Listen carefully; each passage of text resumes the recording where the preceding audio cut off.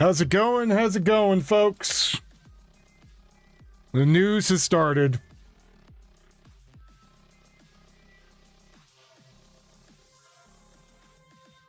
You know, Maggot, it popped up on the screen. And I totally thought it said something else for a second.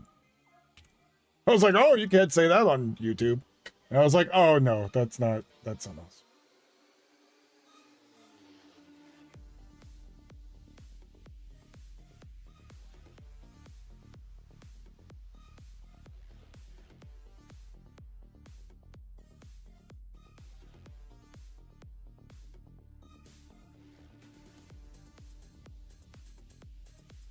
Active shooter in San Diego, California at Islamic Center.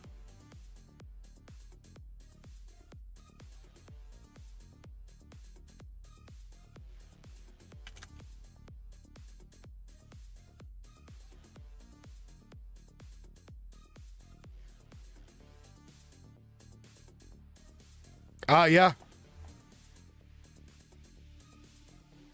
That's what it says. I'm keeping an eye on with all you fine folks. I'm learning as we go.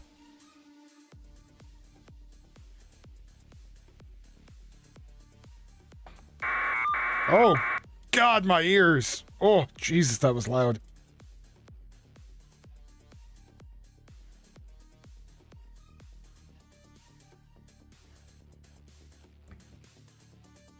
We got a shooting at a mosque, unfortunately. I don't think there'd be shootings anywhere, but, you know.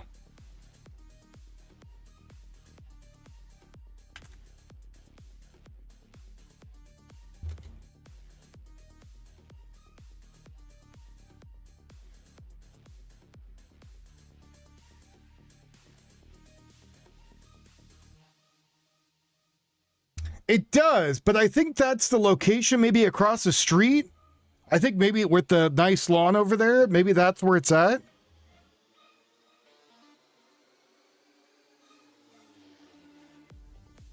I told Teal we're live.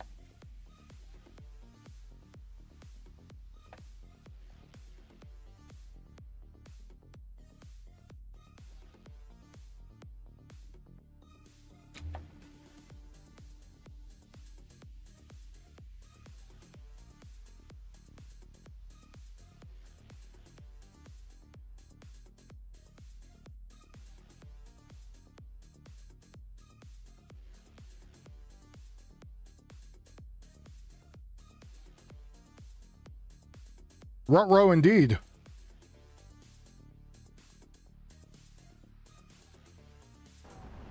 Have it contained. Those are the words police have been using. Steve, thanks for the reporting out there. We've been seeing some of the emotional parents running up, just trying to get answers. We're trying to get those answers for you as well. As soon as we get all the details, we will bring it to you. But again, the threat neutralized by officers. That is the latest information that we're getting. That's a major update here within the last hour. You know, police have been responding to that scene a lot heavier. We saw a long line, double if not triple rows of police cars in that live view earlier, so right in front of the mosque. And it looks like fewer police officers and vehicles are there now. So we are waiting to find out exactly what they mean when they say this is neutralized, but at least for now, for some of the families who've been worried about a possible ongoing threat, hopefully that provides a little bit of relief. Having that reunification location at least provides them a place to go to gather with others to try to get some of those questions answered, to see their kids after hearing about this threat there at the Islamic Center. So just to get you caught up on everything here, Balboa and the 805, that's where this has been going on here, this active shooter response with several members of law enforcement, different agencies all showing up there. We saw CHP.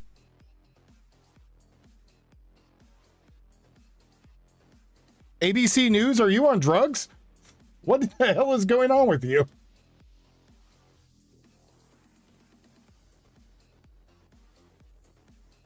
Why we moved to a burn site? The hell is going on here?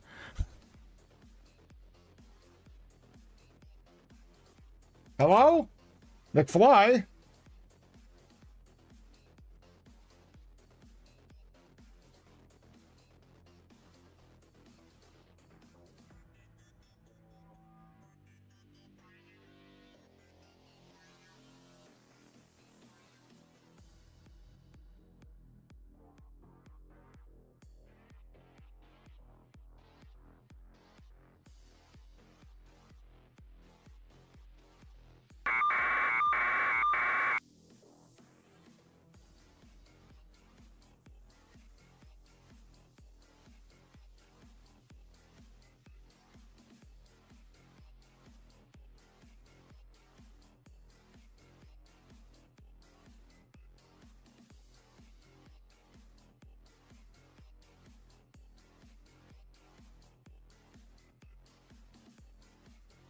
They might be screwing up, but I'm not. I'm getting us the footage as I can.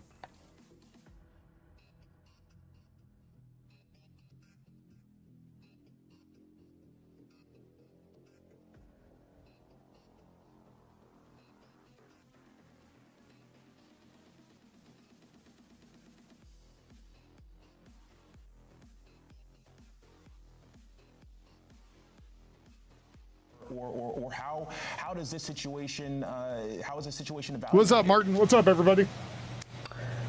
I would assume that a mosque of this size, or really any mosque, would have some sort of security apparatus.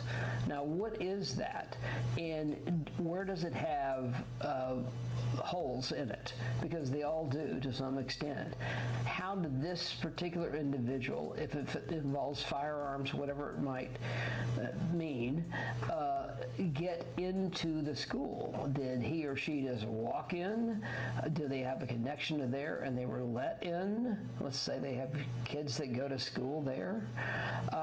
We just don't know the answer to that. But all of that becomes extremely important as you figure out how can we sort of, this is a crime term, sort of target harden this mosque more than it is. By the very nature of these buildings, Alex, and with schools, there's so many different ways to get in and out of them. It makes it extremely difficult to securely control an environment like that. And you don't want to turn it into a miniature prison. And so as a result, it becomes a real challenge. And obviously there's a cost factor. When you have a building that size, you could spend a lot of money at that location to have a higher level of security. But yeah, will that mosque, for sure, but other mosques maybe even take a tighter look at their security apparatus and what can they do to potentially make it better, within the confines of money, etc. Yeah. Well, and Brad, one of the points that you brought up earlier was that you didn't see a ton of ambulances there. We just got a note that Sharp Memorial Hospital, which is one of the major hospitals there in San Diego County, they tell ABC News that they are aware of this shooting and that they are currently receiving patients. They said their disaster procedures have been activated. No word from them on the number of patients or the range of injuries, but we do know they have said that they are receiving patients. But Brad, it is notable, as you pointed out before, that certainly seeing a huge police response, but not necessarily a huge medical response in terms of ambulances. So maybe the initial reporting was that there were a small number of injuries, or there's not any injuries of a critical nature. You're going to send medical personnel, based on the initial intel that you have, because obviously some of these shootings we dealt with big numbers, multiple people shot, multiple people killed, and you needed a lot of ambulances in that situation. So there's a number of variables that will affect what this really is. Did a person go in there to maximize the number of people they hurt? Did they go in there because it was a personal vendetta against person A, person B, whomever it might be? Because the motive many times drives how lethal these shootings are. Clearly, a lot of these school mass shootings where a kid is just angry at the world, angry at the school, he or she are going to try to kill and shoot as many people as they can. Is that the scenario here? We just don't know. It doesn't feel that way, but we don't know that yet. And we'll see what the medical folks have to say, and maybe what the San Diego police chief tells us in a few minutes.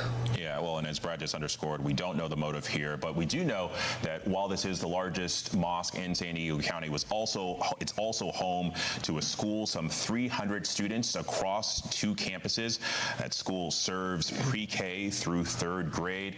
But Brad, The other thing that we know is that, actions like this, situations like this don't just happen in a vacuum, right? They have implications in other parts of the country and sometimes other parts of the world. We've already heard from the New York Police Department. They've put out a post on X saying that they're closely monitoring this active shooter situation at the Islamic Center there in San Diego. They don't currently know of any nexus to any ties to NYC or specific threats in New York's houses of worship. But out of an abundance of caution, the NYPD is increasing deployments at mosques around the city. And Hi, Sean. I'm sure hello, everybody. We'll probably hear from other police departments in other cities that are taking other preventative actions similar to this. No doubt, and typically, Alex, it's less concerned about a network of people that are committing these to copycats. The people in fill-in-the-blank city that see this as something they have been thinking about doing, and this can be a motivator, unfortunately, for them. So it's still going to go, by and large, hello, everybody. lone actors. I'm trying to eat my lunch. That go, and law enforcement clearly is at the mercy of whatever intel they have, and to perhaps change the defensive posture at certain locations. As you just mentioned, NYPD may be doing more enhanced patrols, maybe even putting officers specifically at mosque locations in or around New York. You may have a similar thing in other jurisdictions or communities, but again, a lot of that's going to be driven by what intel you have. And that's why it's so important for law enforcement, and in particular federal law enforcement, to keep the local authorities briefed up on what they have. Yeah, certainly. Well, and as we were explaining to our viewers this afternoon, the Claremont area where this mosque is, it's very residential, and so you have this mosque, but you also have neighborhoods, a lot of families out and about watching this play out in real time. Our affiliate KGTV actually spoke with a dad who was with his son going to the store as this was happening. His name is Aaron. Take a listen to what he had to tell our reporters on the ground there. I go to Target, to pick up some things. The doors were locked, and it wasn't just Target, it was a whole shopping center. And then I checked the Citizen app and saw an alert that there was an active shooter going on. I have a son right over here in school too, so I figured, I got to see what's happening.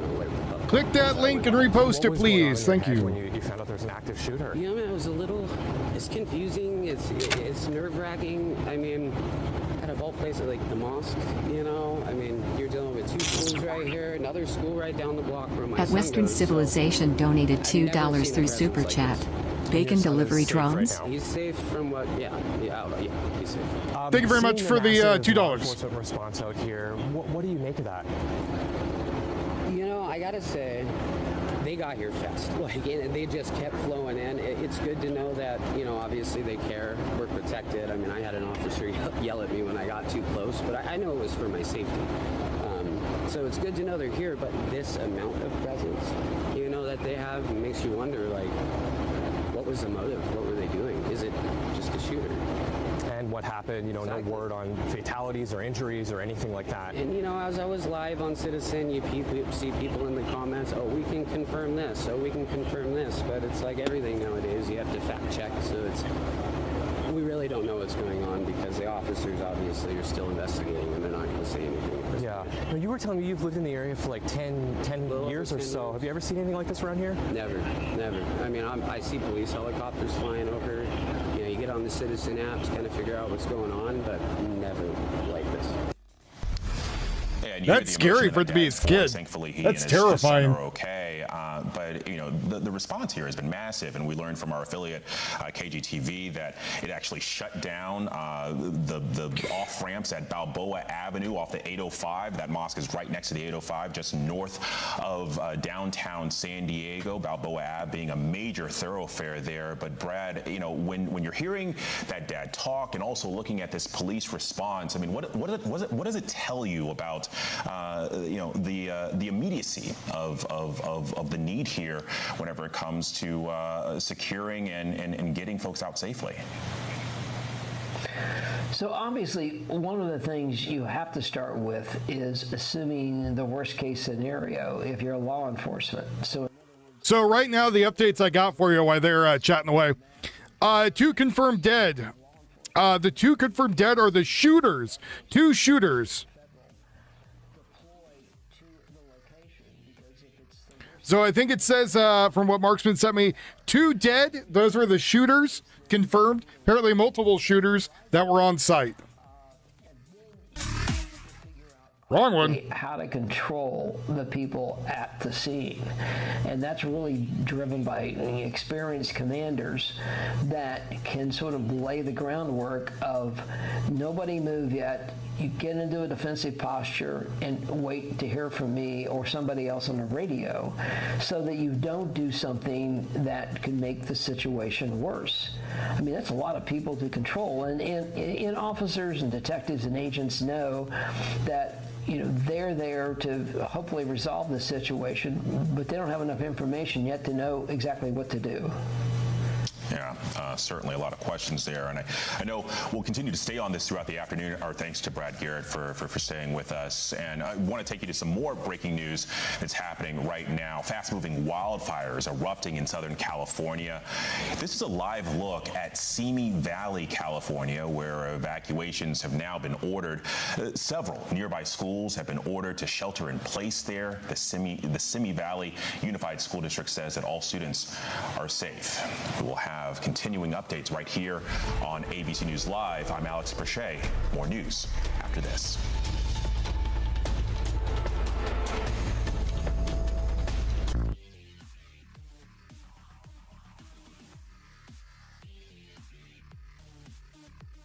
It's a live shooting right now. It's shooting right now.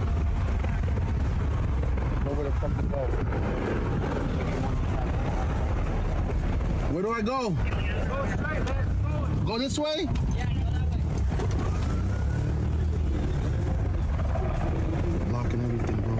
Look. Shit.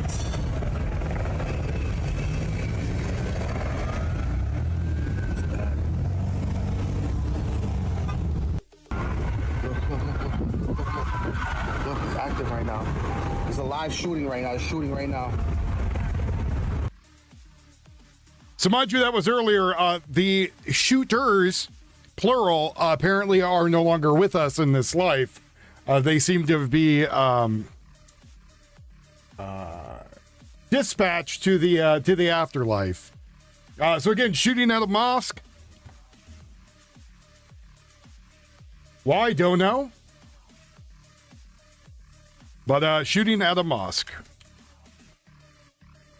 No idea about motives yet. It alarms me, but unfortunately it doesn't surprise me. Look, there's a lot going on in the world. There's a lot of different things happening, and a lot of groups are showing a lot of hatred toward a lot of other groups. And it's unfortunate that this is the culmination of where we are in those issues that are out there. So, look, we've got to be vigilant.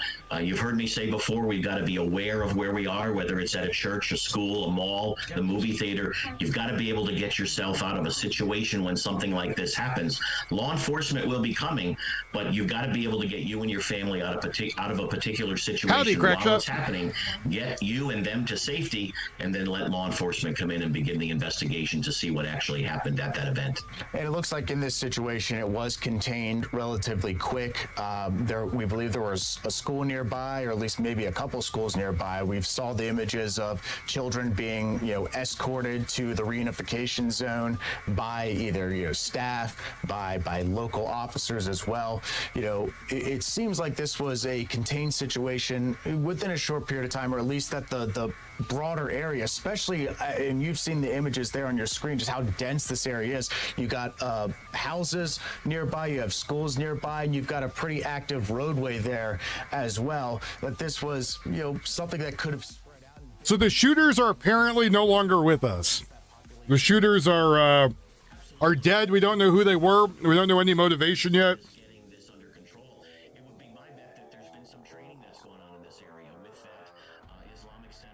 schools that are next door, with the police and fire department, which I'm sure are in the area. There's a lot of training that goes on every day that we really don't see that is put into effect to help negate situations just like this. So the fact that we have, I'm hoping to say, as little injury, as little death as possible in this tells me that there were probably some coordinated efforts between all those parties involved, law enforcement, school, the Islamic religious leaders there, to get some training going before something happens. And that's the important part. Training has to happen before something happens so that it can be effectuated while the incident is occurring.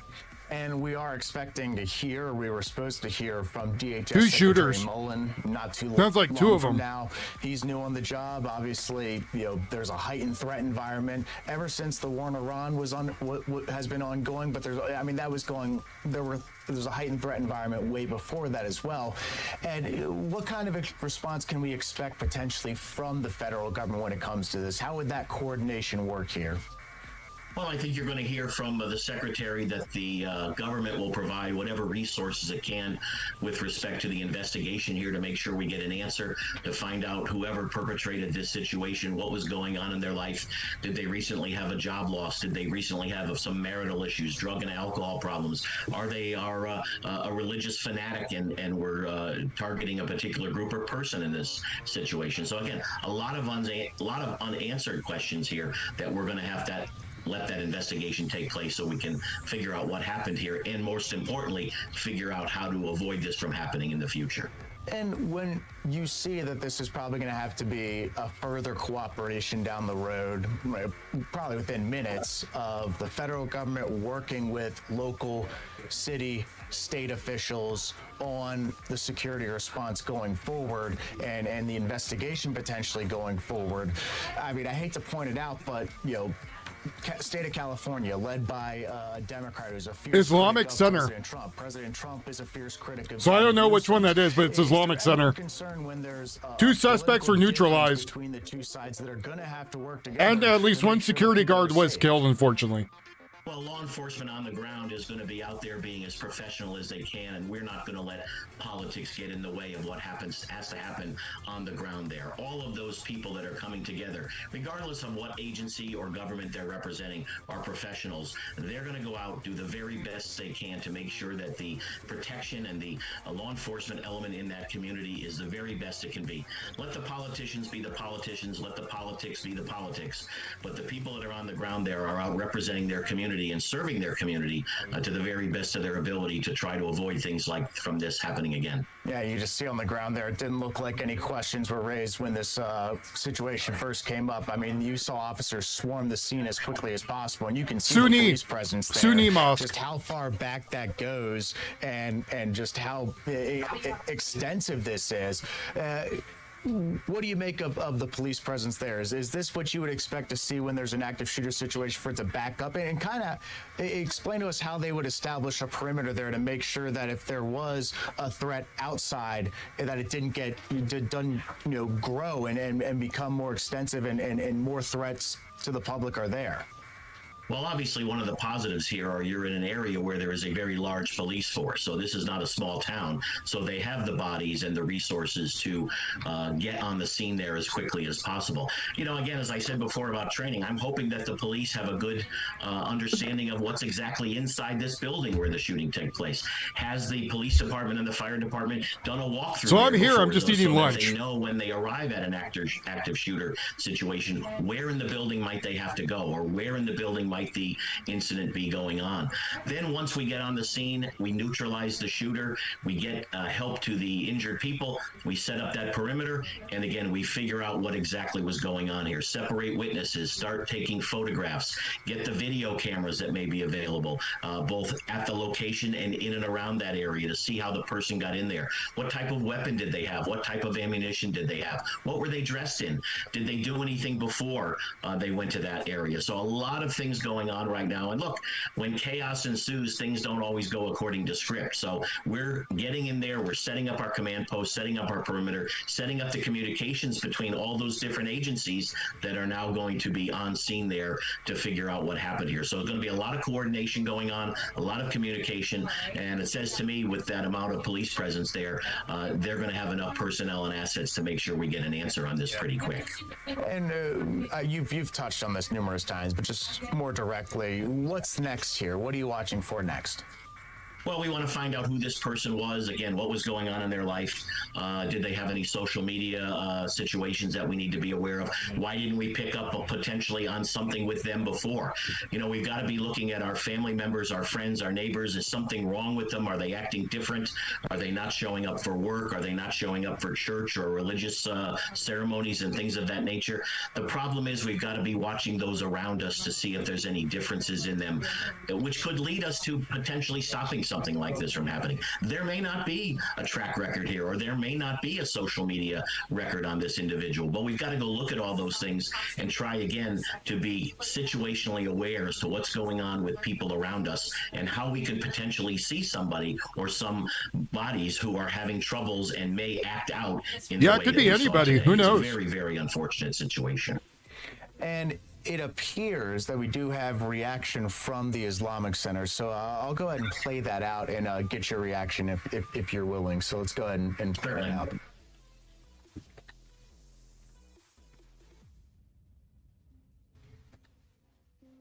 Hi, Muslim community, San Diego. Alhamdulillah, we are. Assalamu alaikum wa rahmatullahi wa barakatuh. This is Imam Taha from the Islamic Center of San Diego. I wanted to send this message to the entire Muslim community, San Diego. Alhamdulillah, we are safe. The entire school is safe. All the kids, all the staff, and the teachers are safe out of the Islamic Center. We have few casualties, not confirmed yet. There is no threat at this moment, but we want everyone to stay away from the Islamic Center of San Diego. We are closed for the rest of the day. Stay safe, stay at home, and make a lot of prayers and a lot of dua. Assalamu alaikum. Assalamu alaikum wa rahmatullahi. Okay, so it does appear that, and I don't think we had this information before, that there was a school that it was a part of the Islamic Center. If not on campus, it was extremely close and nearby. So I think that raises the level of alarm and just the fear of what this could have been. It certainly does, and obviously you're going to want to be able to get parents in there to get their kids out of there and get them home and give them a big hug tonight, so let them know that they're safe. But I think the message is very well taken by that individual to, hey, everybody at this point, everybody's fine, everybody stay away, give the cops and the rest of the law enforcement community an opportunity to get in here. That's a crime scene. They're going to need to make sure that all evidence is picked up and bagged and cataloged appropriately, so that if a case needs to go forward here, it can be done in a proper fashion. So again, a lot of things going on, a lot of things happening very quickly, and a lot of chaos and a lot of answers that we want to look for here. But all those things have to be done by dotting our I's and crossing our T's, and make sure that we're doing that properly, because that's what we have to do in these law enforcement cases. We can't be hasty in trying to get in answers. We've got to go through the process, let the process work out, and finally get witnesses, tapes, all those other things I spoke about a minute ago, so that we can go through them meticulously to find out what happened here and why it happened. And in this situation, obviously, we talk about social media, and when we talked earlier about the concerns we have, where it can certainly be a tool where radicalization has happened in the past. You've seen numerous people be radicalized through social media platforms. You've seen lawsuits and court cases related to that as well. But in this situation, right there, you just heard from one of the leaders of the Islamic Center kind of be able to put out a message there and say, hey, look, this is where we are. We are safe. The children are safe. Is that something you would encourage, that if you are a leader of an organization, you face a threat like this, to put the information out there, get people updated as quickly as possible? Yeah, I think the best way to go about this is exactly what he did. Now, you're going to see the opposite when the police department gets up and does their press conference. They're going to give you, a pared down version of information because they have to go through the process again of a potential criminal case here. So the good information coming out of the location that everybody's safe, please stay away while we allow people to come in here and take care of the crime scene. And then you're going to see a very pared down version of information coming from the police department. They're going to want to get some information out, but they're also not going to want to give out any information that could probably, do harm or damage to a potential case here down the road. All right, Bob McDonald, you've been very generous with your time. We're still following this situation to see what updates we get, and obviously we're going to learn more in the near future. We're expecting a press conference from police within probably the next hour or so, but thank you, sir, so much for your time, and please stay safe, and we'll hope to talk to you soon. Thank you. See you next time. All right, so we really appreciate Bob McDonald, former Secret Service agent, supervisory Secret Service officer, joining us here on Live Now from Fox. We'll go ahead and pull back up the live feed that we have here of this Islamic Center of San Diego. It does sound like there was a school also attached to it, so that just adds to the level of concern. It appears that the children who were at that school have been safe. They're currently in reunification. There was a reunification site that was set up by police for them to get to their parents, as well as get to anybody who was coming to pick them up. We have a tweet now from the FBI in San Diego saying this: the FBI San Diego is aware of an active shooter incident at the Islamic Center of San Diego and is assisting our law enforcement partners and is assessing the situation, as is the active and fluid scene. As this is an active and fluid scene, we do not have any further comment at this time. So that was actually one of the questions we had over the last couple of minutes was, would the federal government be looped into this, and national law enforcement as well?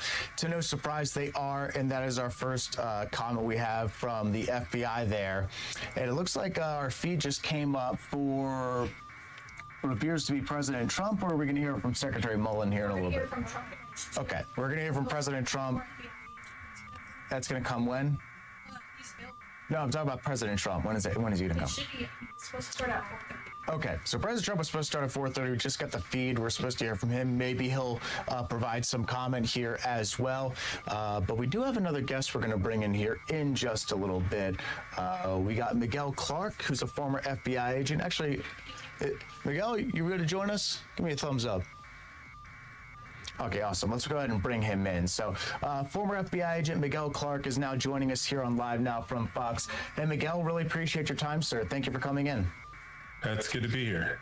So what do you think the first things you're going to watch for here as this scene unfolds? It appears the threat has now been neutralized. Based off what CARE has said, is that one person has been killed, but it's still a very active scene, but as of right now, not a threat, they got all three of them to anybody currently.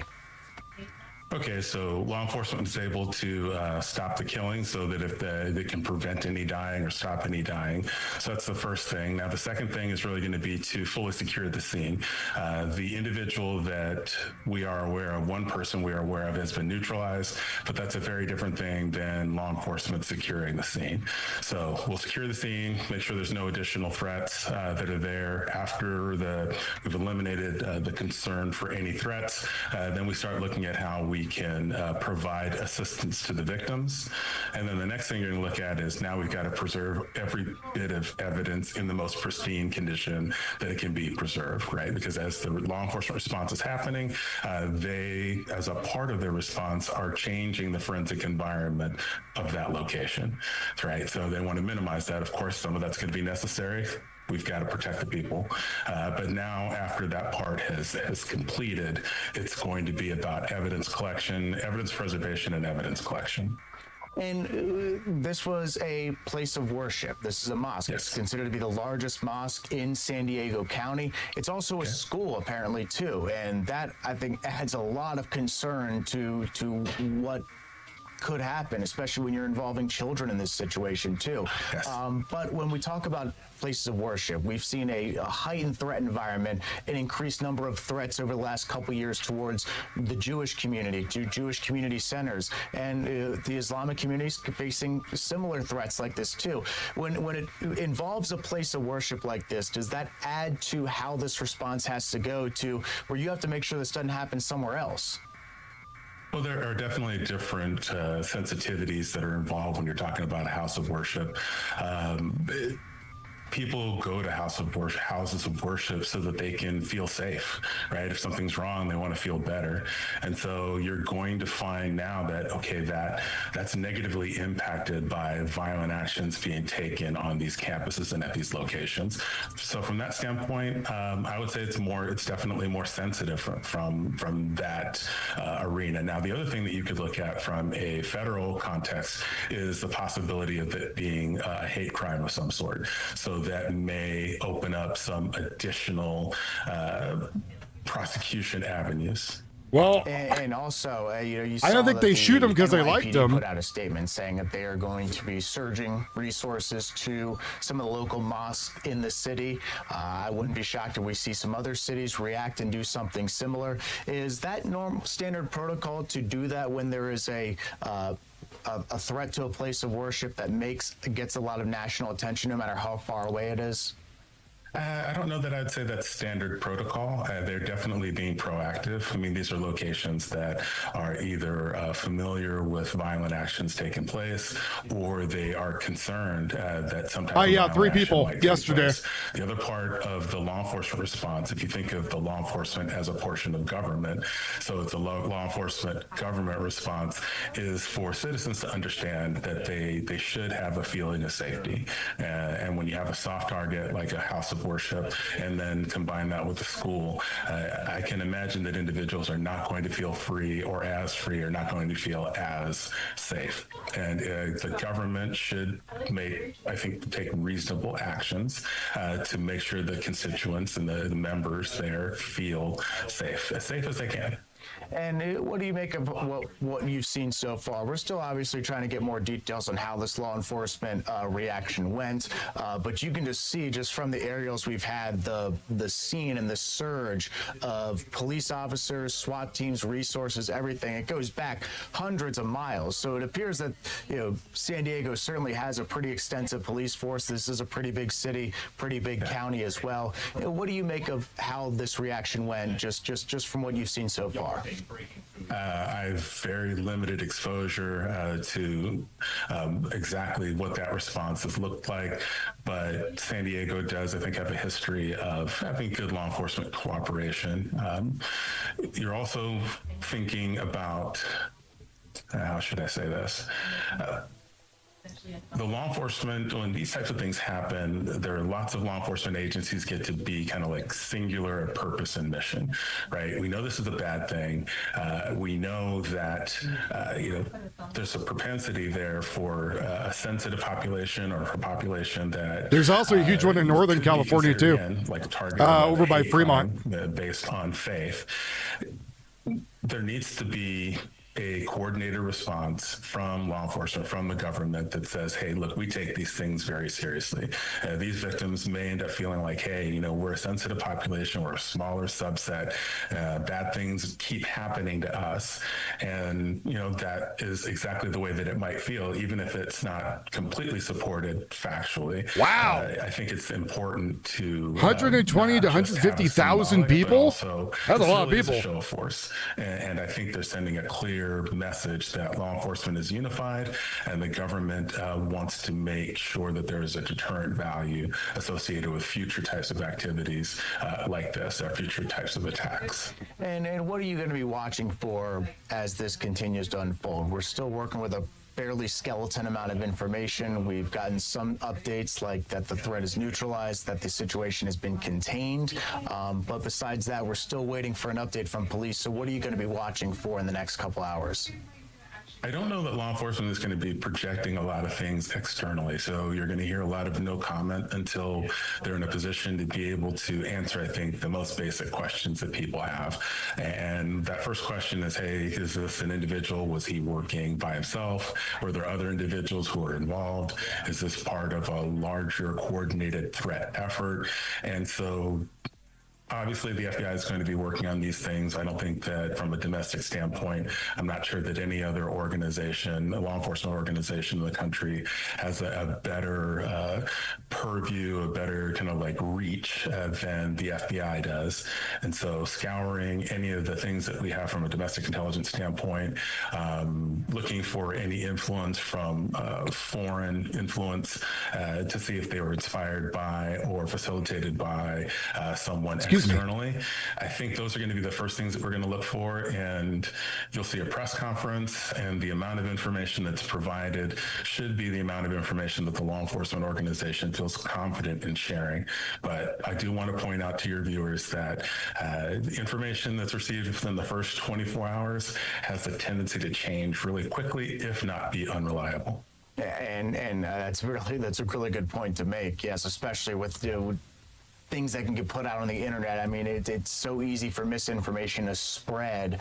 And have you seen that become a problem where misinformation just gets out there, especially when you have an evolving situation like this one, where we are learning things on the fly at a very quick rate?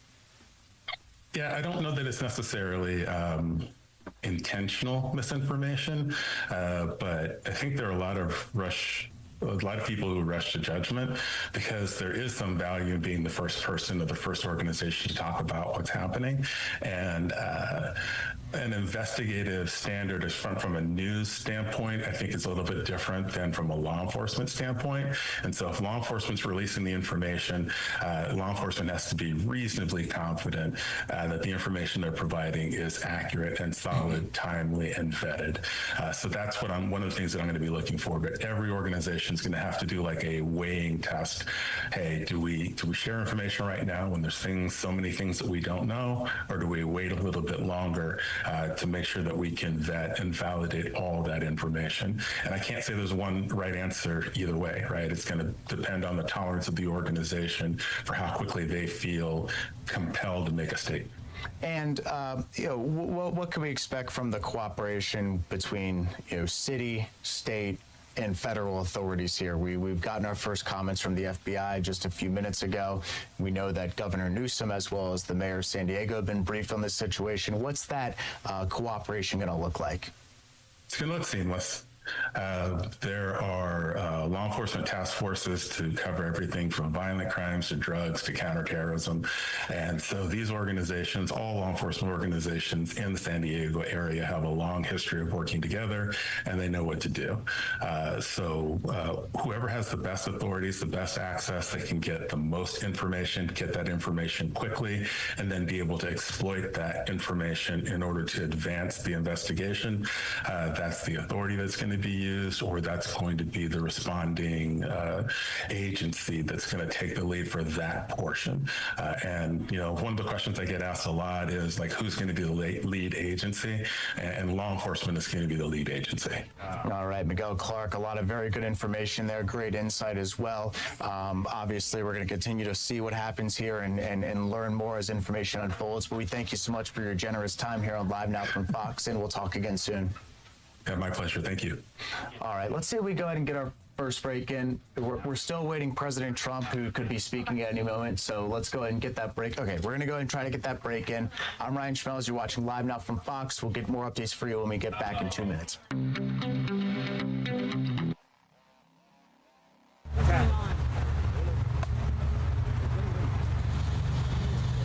Hello, everybody. If you're just joining us right now, there is currently reporting about the shooting at the mosque in San Diego.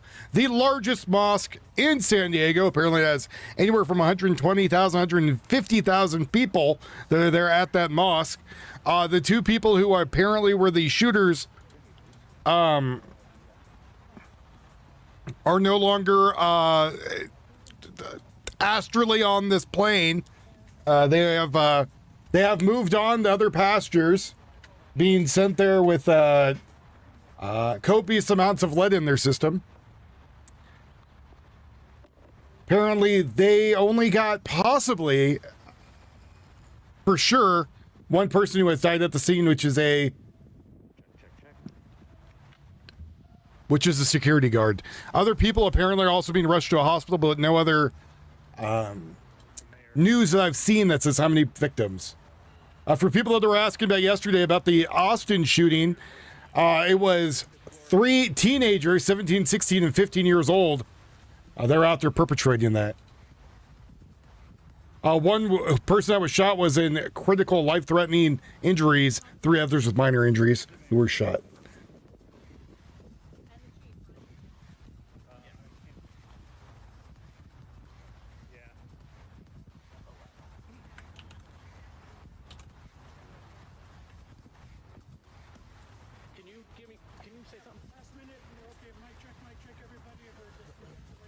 So again, so far there is for sure 3 people deceased, 2 that were the shooters, 1 that was a security guard. That is the current news that we have.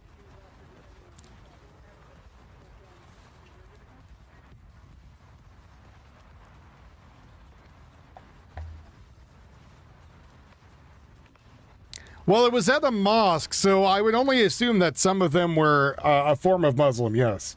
That is what from what I understand anyways. Including the security guard who was, who died.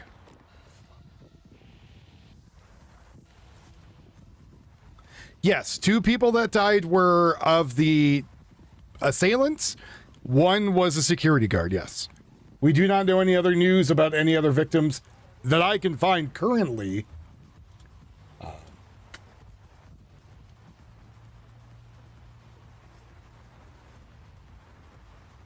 But we are waiting for a press conference to come up.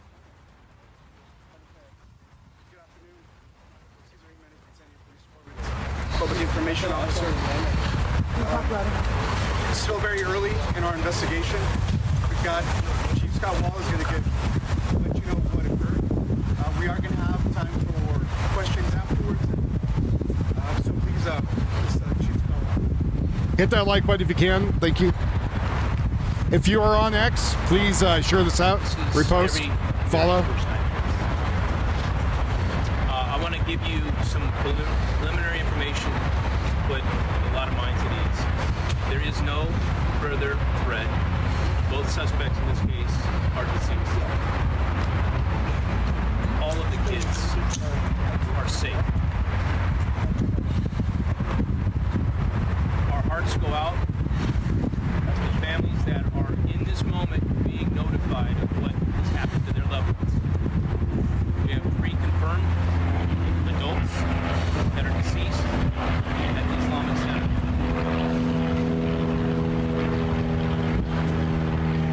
There is a lot of preliminary information that we're going to try to highlight and cover, but understand it's going to take some time to get accurate information out to everyone. Here's what we know so far.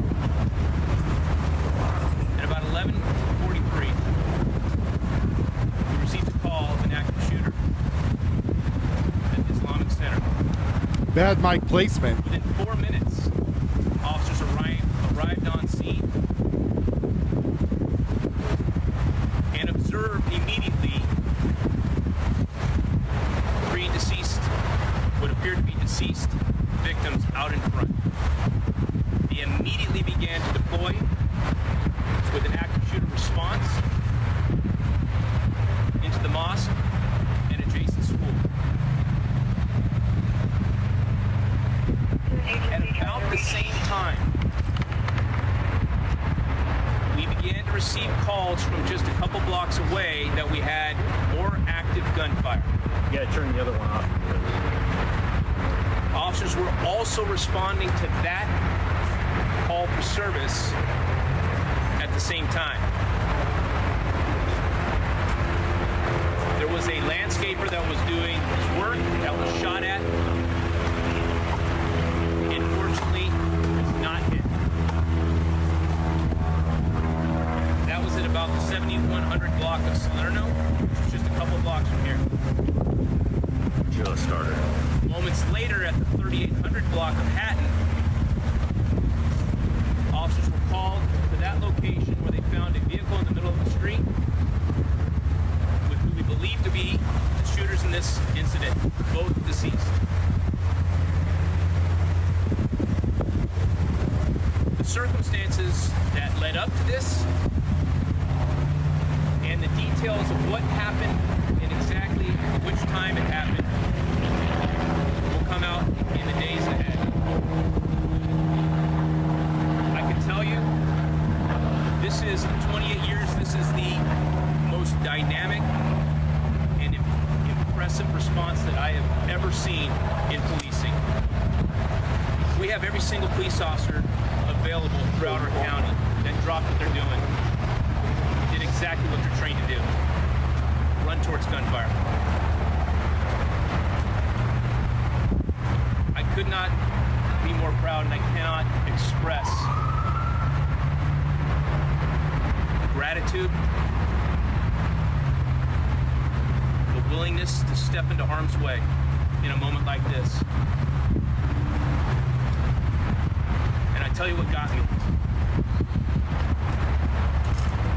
Watching the kids come running out. Just thankful to be alive. I want to bring up Mark Remley from the FBI. Because of the Islamic Center location, we are considering this a hate crime until it's not. And at this point, we're going to work closely with the FBI to make sure that we are matching all the resources that we need for this investigation. Mark?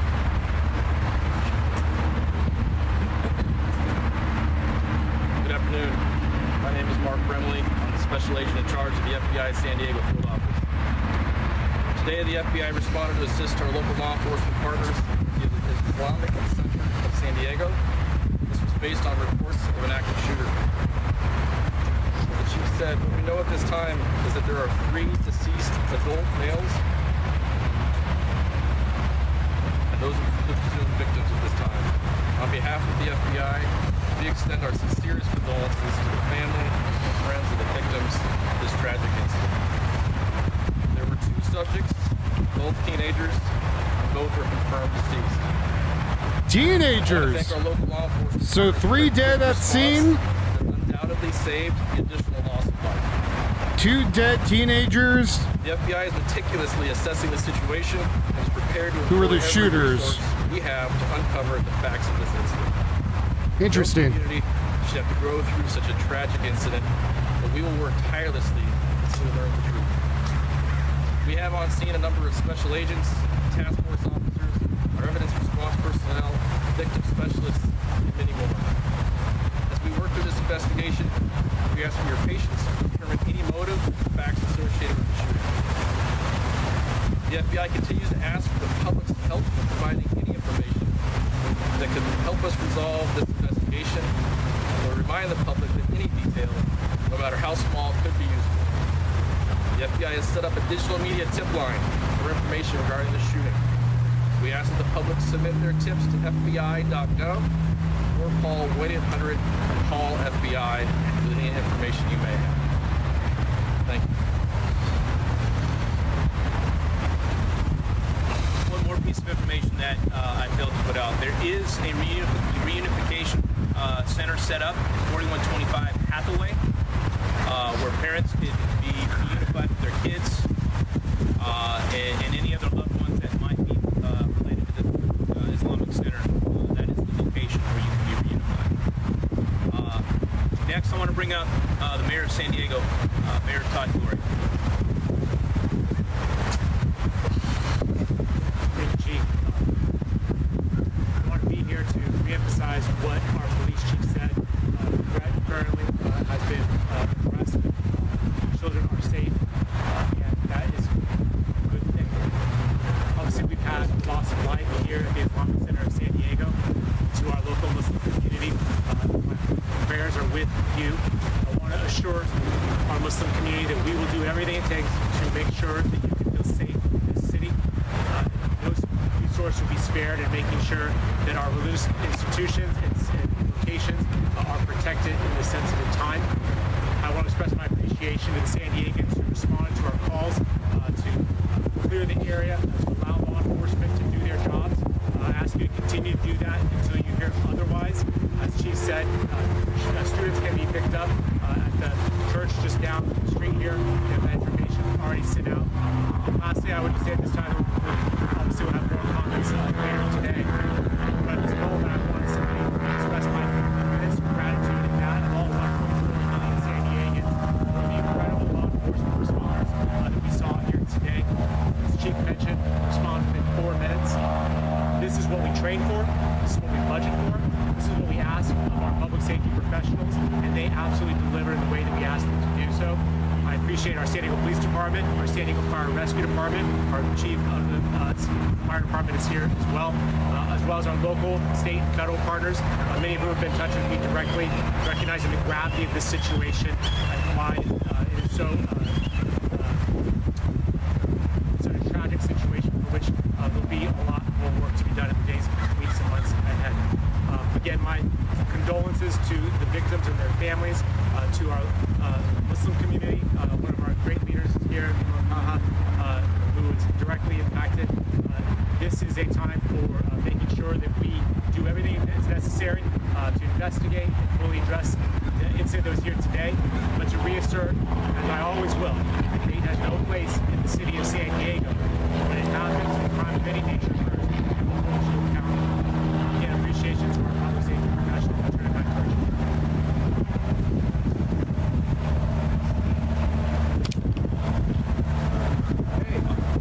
I'll open it up to questions here in just a second. I want you to keep in mind, we're giving you what we have and what we know at this point, and there's only so many limitations. We're giving you what we have and what we know at this point. See, and there's only so better many mic placement. There's a limitation of what we can go into at this point until we can confirm information. So with that, we'll open up to a couple questions. Fox had the better mic. Yeah, so thank you for asking. How many total deceased? So we have our 2 suspects that are deceased. We have 3 victims at the Islamic Center. All 3 are adults, for a total of 5 people that are deceased related to this incident. I wanted to confirm the Bolo, the county-wide one that went out this morning. Is that what you mentioned to him again? That called 911 saying that his son's car and shot guns were missing. Is that one of the suspects here? Yeah, so we are actively investigating that right now to figure out and piece together exactly what led to this moment. And as we get that information confirmed and verified, we'll be back out here providing more details moving forward.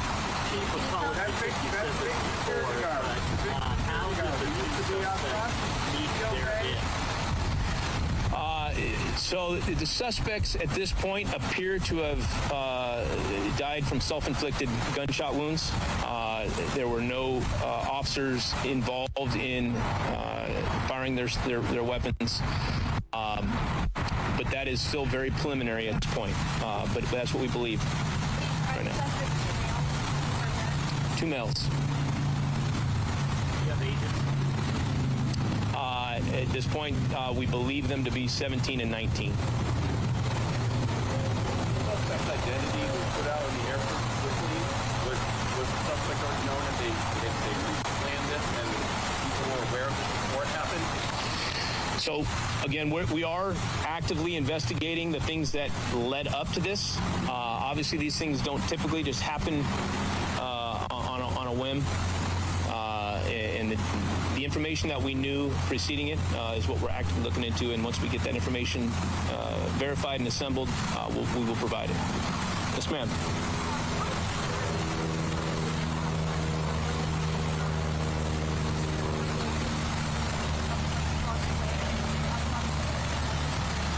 Yeah. So the Islamic Center does have security.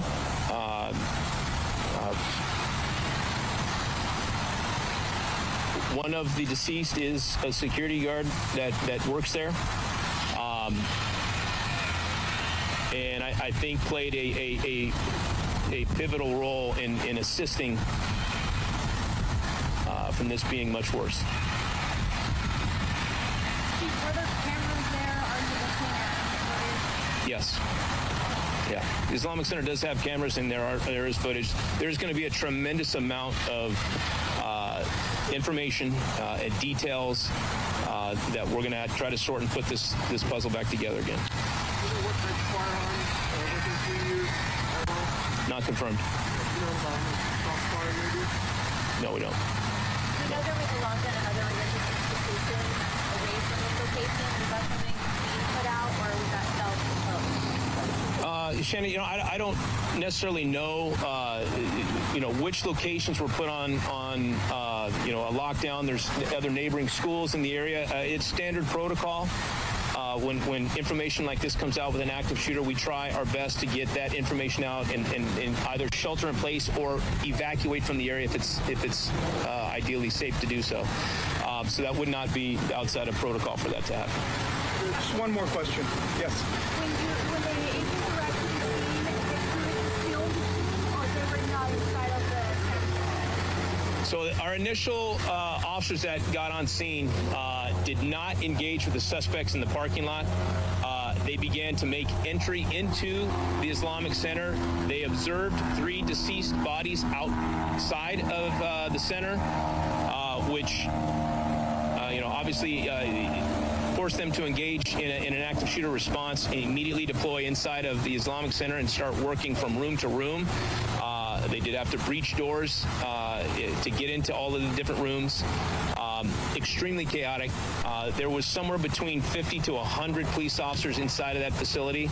All of you that responded here could see how many officers and deputies from around the county that were surrounding the outside of the facility. We also have the scene a couple blocks away where we had active gunfire coming in on a landscaper that was just out there doing his job. Thankfully, he's okay. He was not hit. He was not injured.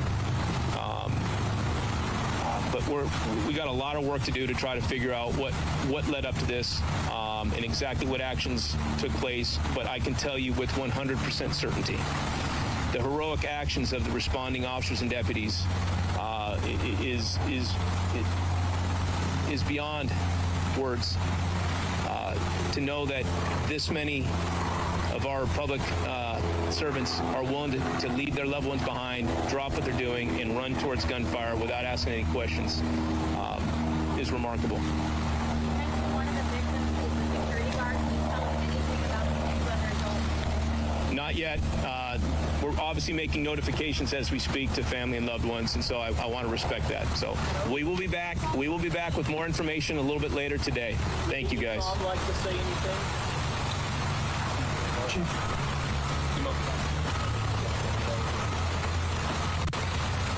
Good afternoon. My name is Taha Hassan. I'm the Imam and Director of the Islamic Center of San Diego. I know it's time of sorrow, time of sadness. We have never experienced a tragedy like this before. And at this moment, all what I can say is sending our prayers and standing in solidarity with all the families in our community here. And also the other mosques and all the places of worship in our beautiful city should always be protected. It is extremely outrageous to target a place of worship. Our Islamic Center is a place of worship. People come to the Islamic Center to pray, to celebrate, to learn. Not only Muslims, but we have people from all walks of life. Just this morning, earlier, a group of people, non-Muslims, coming just to learn about our faith and our cultures. So this is something that we have never expected. Us from all over the country and even from overseas to give condolences and to ask about, is there anything they can do to help? And I would like also to thank our local authorities, our San Diego Police Department, FBI, the San Diego Police Department, FBI, and all the Sheriff Department, our mayor, for showing up and standing in solidarity with us. So this is what I have to say. Thank you so much. The two victims. Thank you very much. That's all the time we have right now. We will come back in hours, and we will also set up for Spanish interviews. Yes. All right, police, the mayor, and officials there with the San Diego Mosque coming together to talk about this tragic incident that took place. So here is what we know here at this hour, that 3 people died at the scene of the shooting, and then there was multiple scenes away from the mosque, and now police are investigating the 2 suspects dead as a suicide. And again, they are going to be continuing to monitor the situation there out of San Diego. This is just some of the Skyfox images from earlier today. We are learning also that there will be another news conference sometime a little bit later this afternoon, early evening. So we should be getting more information right there. But again, 3 adult men were killed in the shooting, and fortunately, no children were killed. This mosque had a preschool to 3rd grade, and the situation could have been much, much worse. The police chief there did say that he felt that the security guard played a pivotal role in stopping what could have been much, much worse. So again, we will be continuing to follow this here for you on Live Now from Fox. As we get more information, we will, of course, pass that along to you. A news conference will be happening a little bit later as well. And again, the 2 suspects killed have been confirmed dead there, and now they are investigating it as a suicide. All right, everyone. So we'll keep an eye on this one for you, as always, on Live Now from Fox. So we're going to find out that they went in there, shot some people, security guard shot them back, they ended each other? I know, that seems awfully suspicious.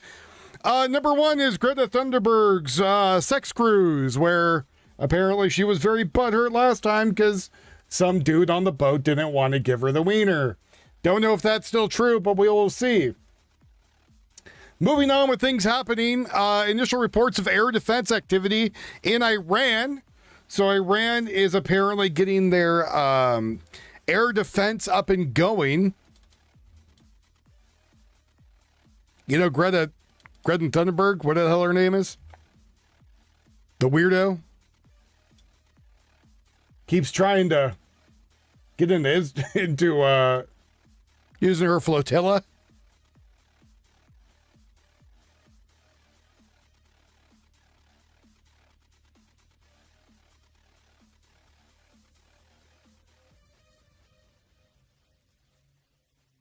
Anyways.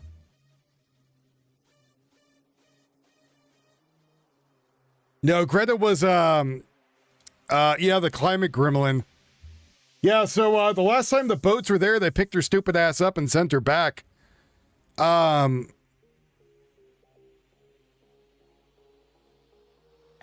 there's a whole scandal with this dude who had a wife and kids and sleeping with 2 women on the boat. And then Greta got pissed off that she was getting none. I don't know.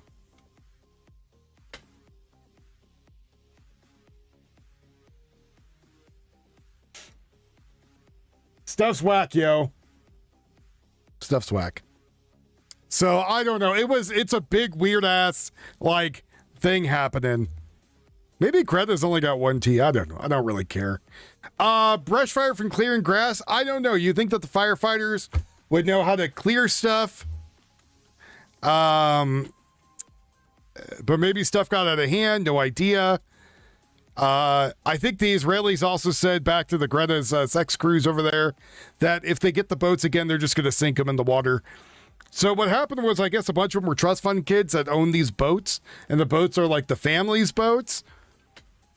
So I don't know. And also they're taking sailboats and all kinds of other weird craft. You would think that what they would do is get a barge, a big barge, right? But of course, they're just borrowing Daddy's boat. They're kind of just hanging around, sitting around with each other. Last time, a bunch of them almost got pneumonia. It's kind of nutty. Ladies and gentlemen, the President of the United States. Hey, thank you for $2. Martin Ching 12 donated $2 through Super Chat. You think the bad guys were white? Or Shia? I don't know. I mean, they could be literally anybody. On this very beautiful day, a lot of very positive things happening. Less than 4 months ago, I stood before you to announce the launch of the TrumpRx.gov, a brand new website featuring the largest discounts on prescription drugs in the history of our country, the history, frankly, of any country. And for decades, Americans paid the highest drug prices anywhere in the world by far.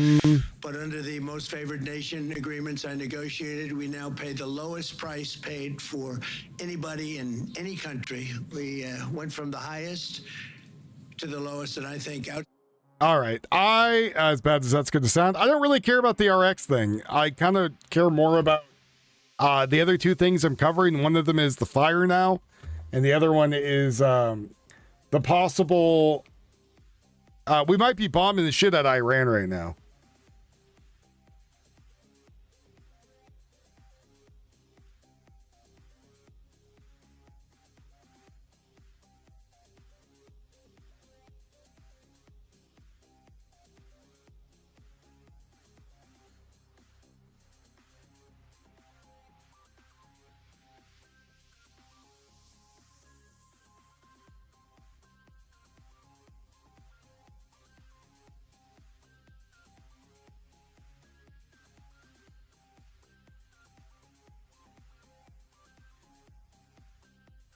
Hello, Flavor Force. How's it going?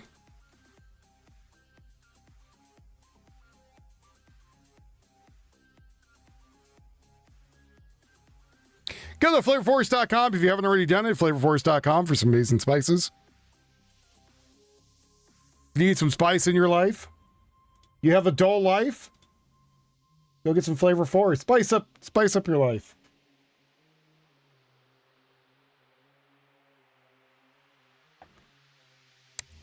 I know that we were firing on ships. I didn't know we sunk all of them. Any of them. Sorry.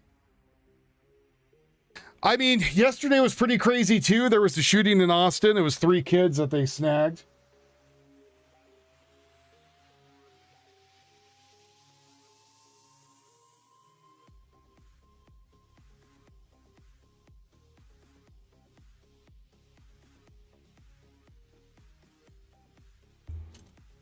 Them damn kids couldn't wait any longer for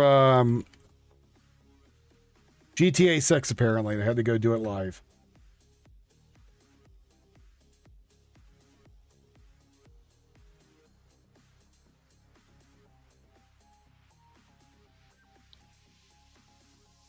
Who? Amin Gold? I don't know who Amin Gold is. I confirmed this sinking about an hour ago. Oh, I wonder why we sunk it. Hold on.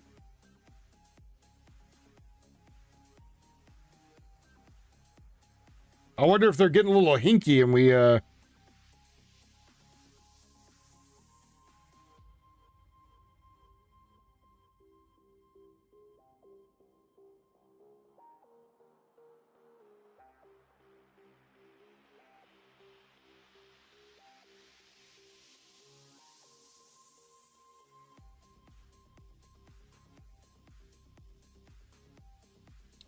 Oh, Asmongold? He probably is autistic, to be honest. That wouldn't surprise me at all. Like, he's probably very open about that. I'll go see that in a second. Let's see. The ship was the Iris Dana, the Madhu-class freighter, Iranian Navy, torpedoed by the U.S. Navy Los Angeles submarine. Oh, a sub hit it. That was March 4th. Wait a minute, that's not the one today. Oh, that was on the 4th.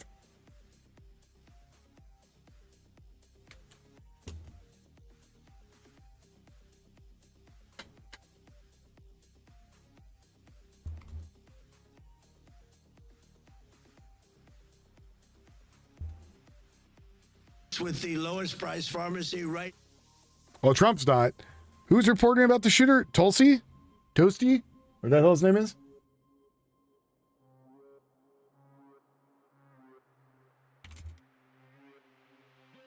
I saw the one on the 8th that we torpedoed. Let's see. Satellite imagery yesterday appears to show an Iranian ship sinking west of the Hadamaz Island while releasing what looks to be a visible oil slick. One yesterday. I'm not seeing one today, though. Keep looking. U.S.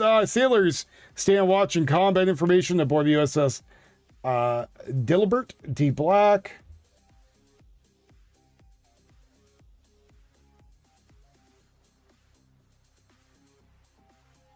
People are saying the Iran IRGC Navy expeditionary ship, the Iris Shahid Madavi, but that's again earlier this month. People are reporting on that right now.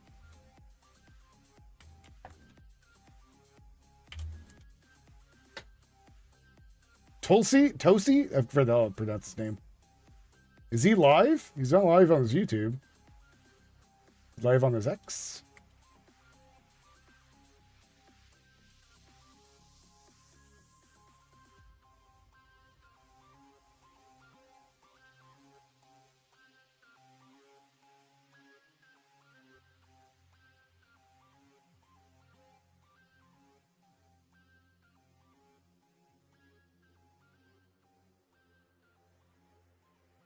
Let's see. The last thing he said, let's see. Islamic Republic state media is now broadcasting mass weddings for IRGC members in an apparent attempt to boost morale. That's weird. Hundreds of couples married together in public ceremonies. Hey, you need to breed new people because the rest are about to die.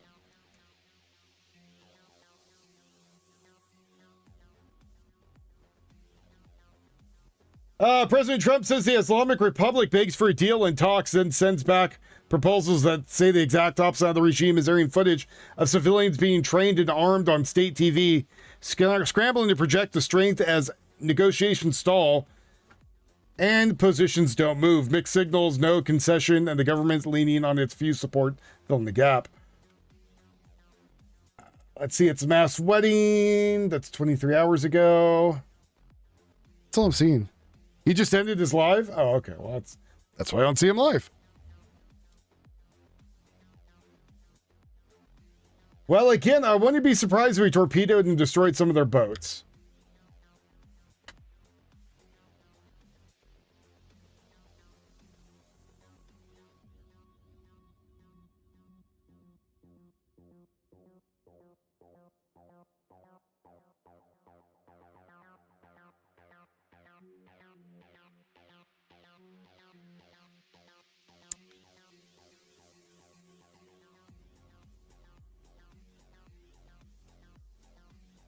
Yeah, they are currently at the bottom of the sea at this moment.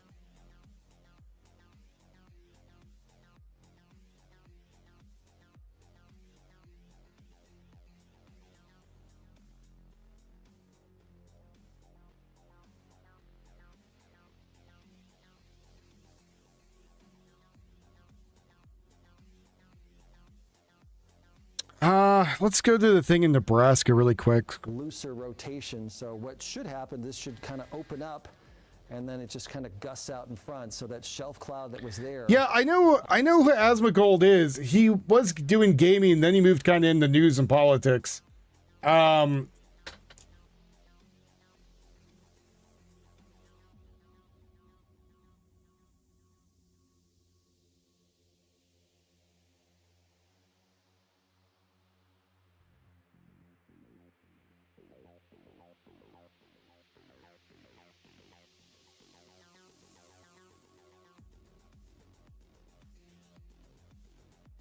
I mean, he pretty much has been asked repeatedly if he has Asperger's, and he says he's not going to get diagnosed, nor does he care.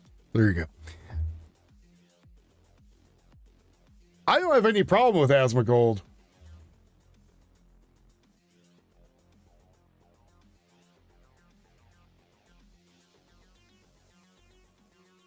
Yes, Flavor Force. We went over that already. You're late. We went over all that. Yes, five dead. 2 were the shooters who committed suicide, allegedly. 1 security guard and 2 other people. You are. That is That is why your period has not come yet. You're gonna be a mama soon, Flavor. Congrats.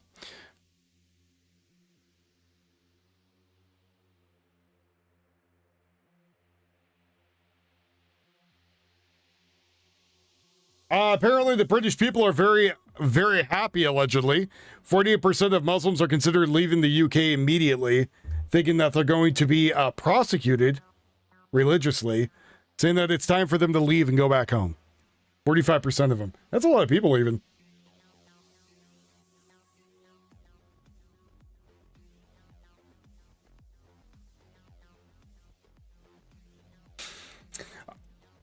Apparently, a father threw a chair at a judge after the driver who killed his daughter and granddaughter was sentenced to only 120 hours of community service.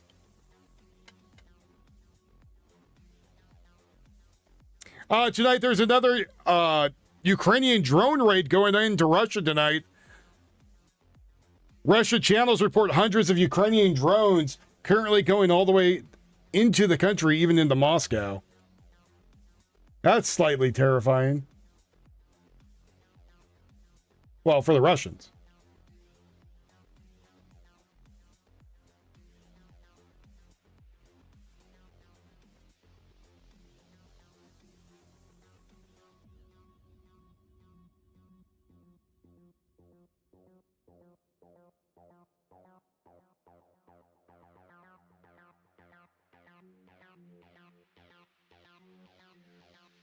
I'm currently waiting for more news to come up, too, of the shooting.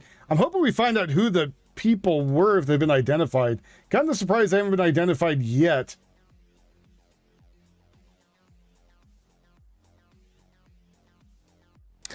RFK Jr., said he's lost 90% of his friends since he became the...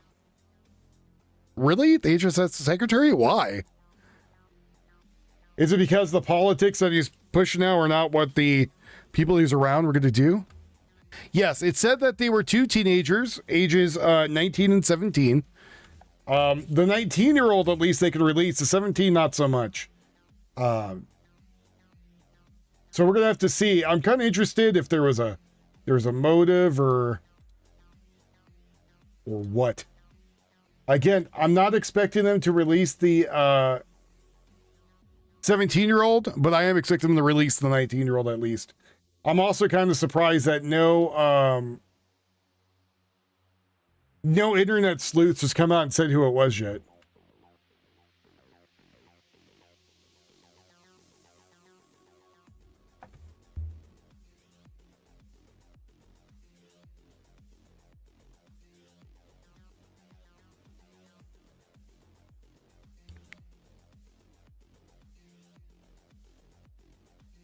The mosque shooting in San Diego took place near an educational institute that teaches Hebrew as a second language and serves many local Jewish families. 2 suspects are dead. The Jewish community, including children at the nearby school, received lockdown orders also during the attack. There is speculation that these people might have actually went to go shoot up the Jewish center and got the wrong place.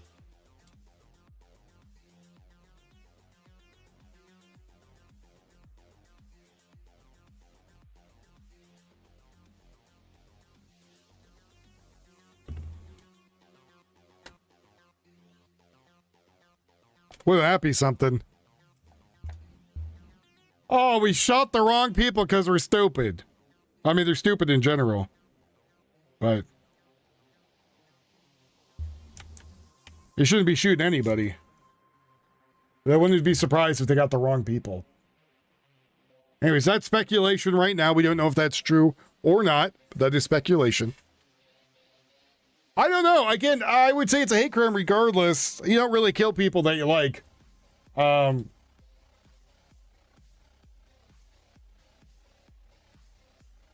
Unless you're that one guy, I guess, who went and, was eating people.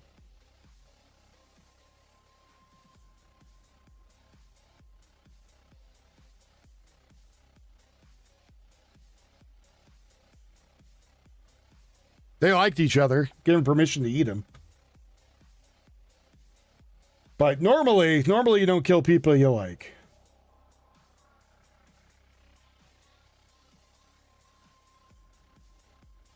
Okay, we're looking for more news right now. Me and T are currently scouring the internet. My name is Wolf. Hope you have a very fantastic day today. Make sure you hit the like button if you haven't already done it. If you're over there on X, make sure you give a little heart and spread out the stream as much as you can. Very much appreciate y'all out there.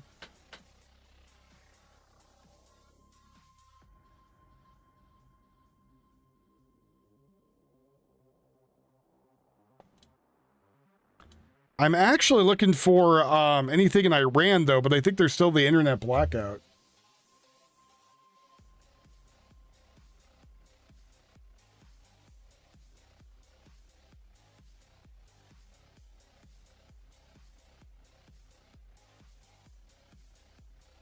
Yeah, I don't know what's going on with the Cuba thing. I know that they were talking about drones over in Cuba. People are worried now there could be a drone incursion that could go from Cuba to Florida. But to be honest, I feel like we already have stuff in the place to stop that. And I think we've had stuff to do that for a while.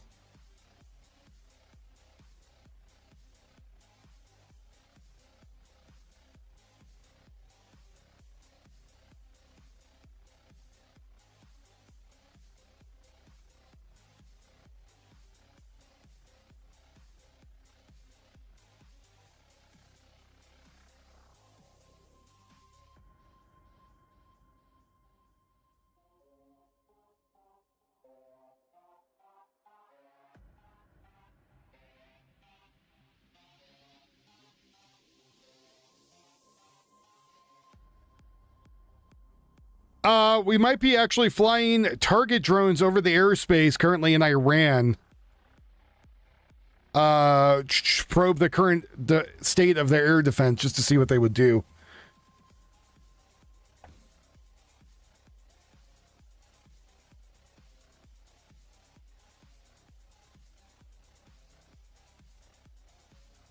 Yeah, I'm not really afraid of Cuba per se. I would say the worst thing the Cuban could do if they were going to attack the United States, which would not be a good idea whatsoever. It would be really stupid to attack the United States. Especially after what happened with Venezuela. Like, we would just go in there and just massacre people. Like, it would be pants on head retarded. Like, it would not be a good idea whatsoever. A better idea would be to go after American citizens that go to Cuba. But even that's not a great idea. But, you know, if you have to pick your battle, right? You want one where you have the home turf at least. Oh, what's going on the news today? Let's see. Scroll up, scroll. A 20-year-old Arkansas man was arrested after allegedly threatened to start a mass shooting at Walmart if the country shut down over the hantavirus. Authorities said the FBI tracked the threat through an online video game chat after another player recorded the conversation. Maybe don't say dumb things on the internet. The other player then sent it to the FBI. Investigators say the gamer's username and in-game recording helped lead them directly to Aaron Bynum and now faces terroristic threats and charges. A woman allegedly identified as Lauren Carter from Chester, Pennsylvania was caught pouring bleach on food left out for stray cats. What a horrible woman.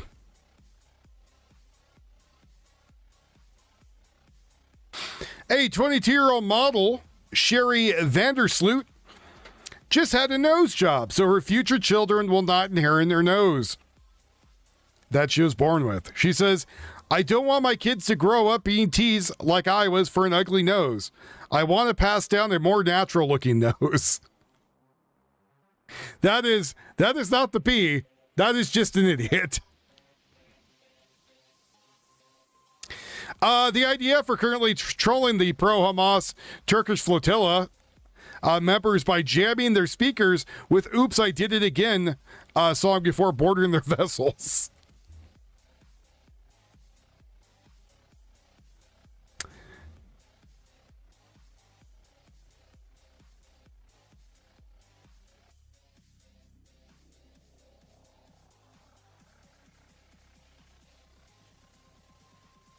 Tia, we just watched that.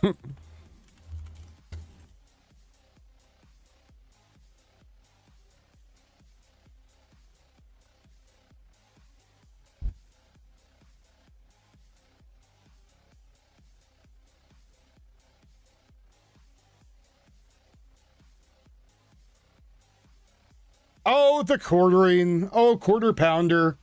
Oh, quarter pounder, you dumb bastard.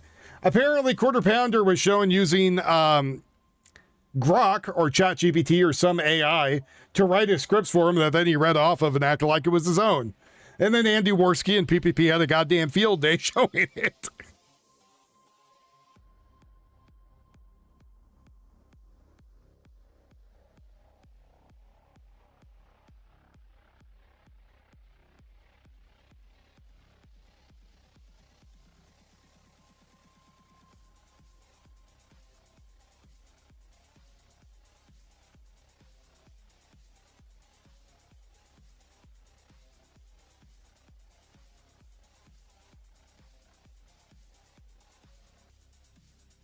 Un momento, por favor, and senoritas. While I go look for more stuff happening.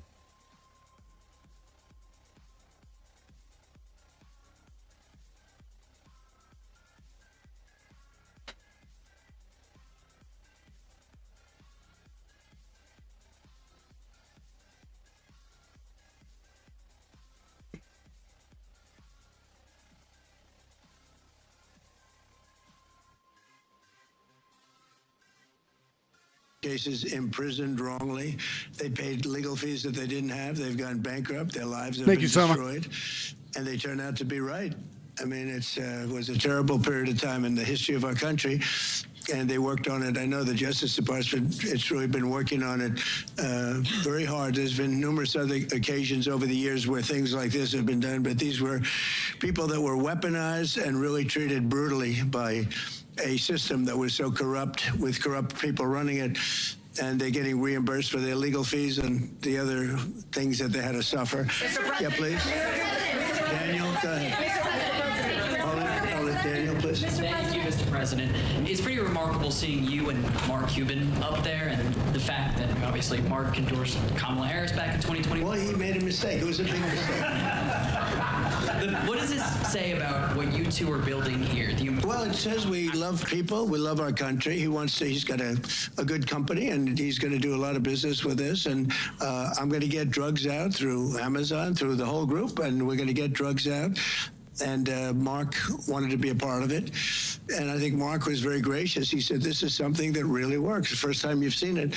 And he had to believe that if he said it about me. You have to understand that. But look, I think I have a lot of respect for Mark, frankly, and I always have. And then,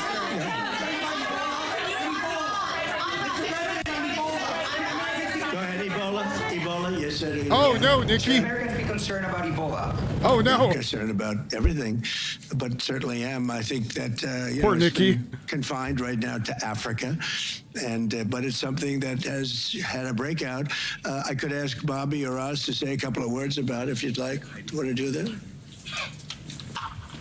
Oh, yeah, the plague. I think Heidi Overton is going to come up and give us a few words here. Dr. Overton. Thank you. Thank you, Mr. President.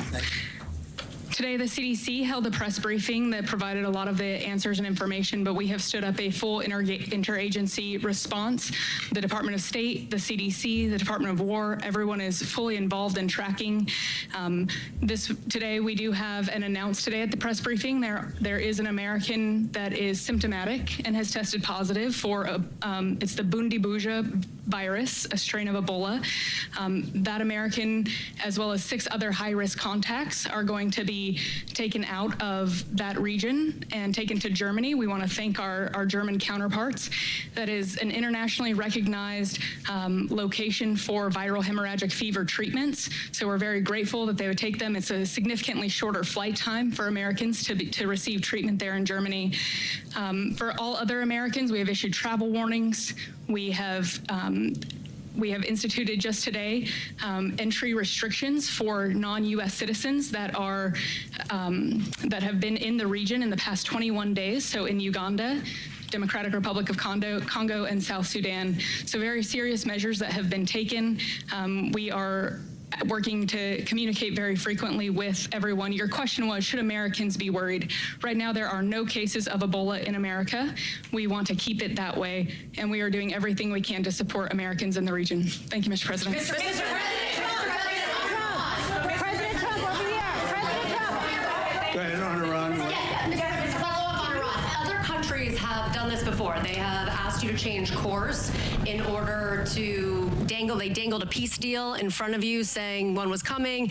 Nothing has come into fruition. You mentioned this. Well, a lot's come into fruition. We've taken a country that was going to have a nuclear weapon, and we've virtually destroyed its military. They have no Navy. They have no Air Force. They've been virtually destroyed militarily. That's a lot. That's a big, we could leave right now. It would take them 25 years to rebuild. And the last thing they're thinking about, I think, is nuclear. Now they have to put it down in writing. But when you say nothing, we've totally destroyed, excuse me, from CNN, we've totally destroyed their military. We've destroyed their leadership. As you know, their leaders are gone. Their leaders are gone at the first level. The second level, we're dealing with half of the third level. And I think we've made a lot of progress. And it's very simple, you know, we don't want to go through this. We had the greatest economy ever. We still do. The stock market hit a brand new high a little while ago. I never thought that was going to happen. We had to make the excursion. You know, we hit 50,000 on the Dow. We had 7,000 on the S&P, and everyone said that couldn't be done within my 4 years. It would be too big. Well, we did it in my first year.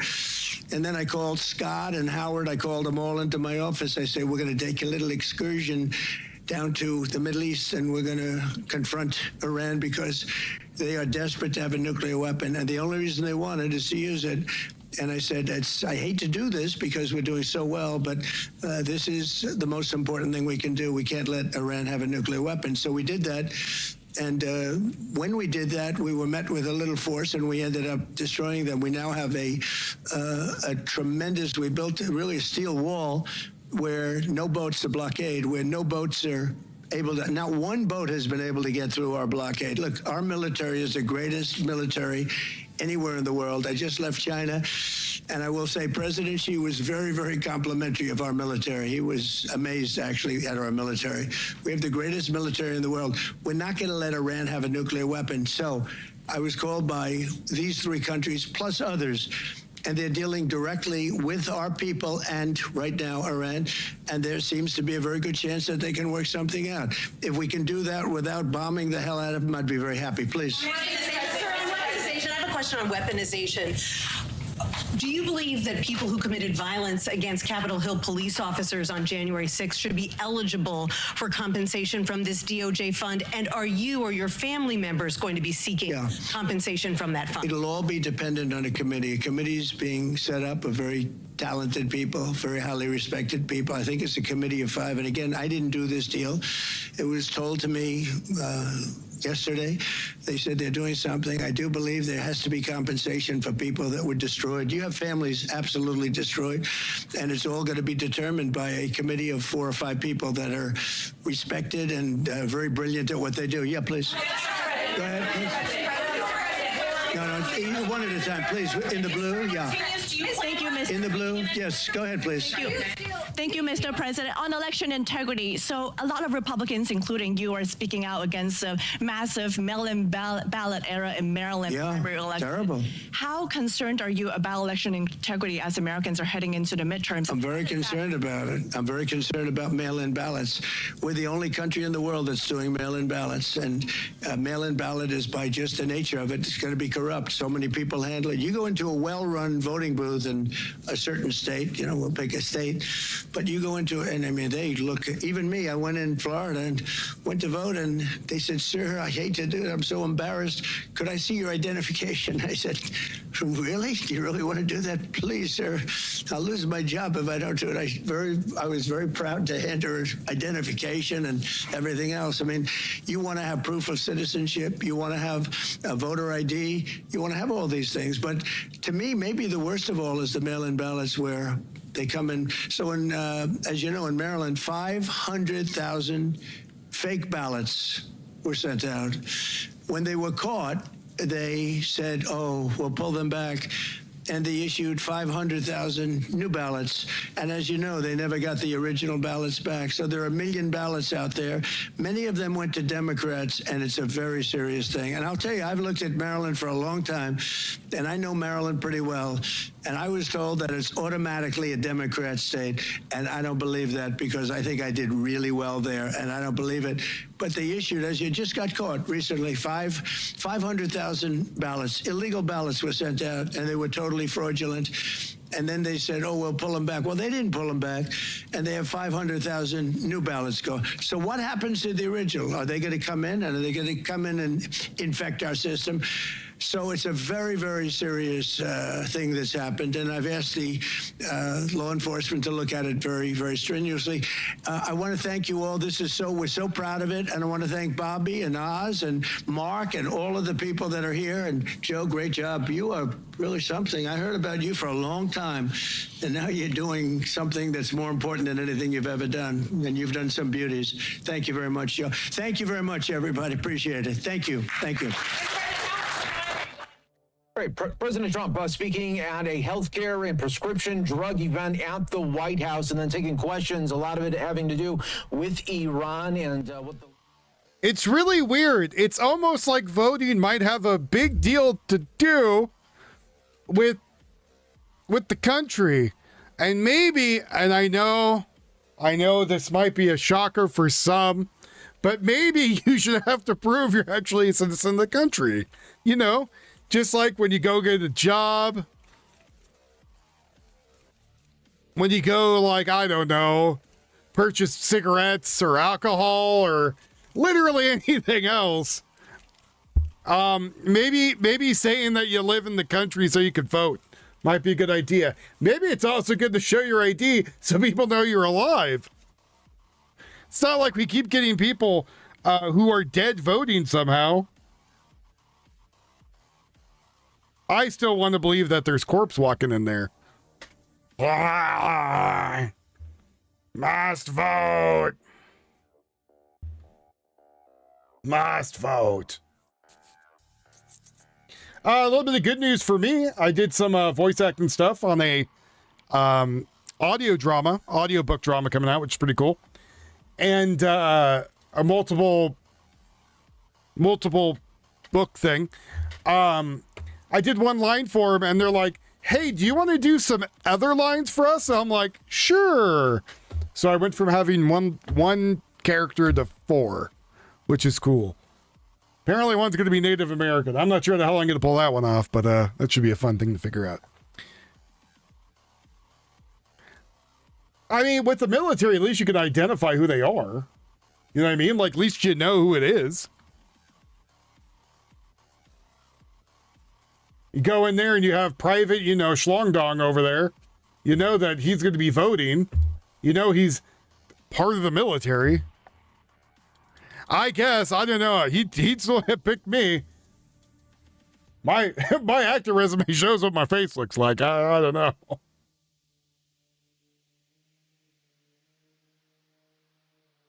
But we will see. The other one, he's like, doctor. I was like, I could do that. Town crier, I could do that. Regular bystander, yeah, it's okay. Native American, I might have to think on that one.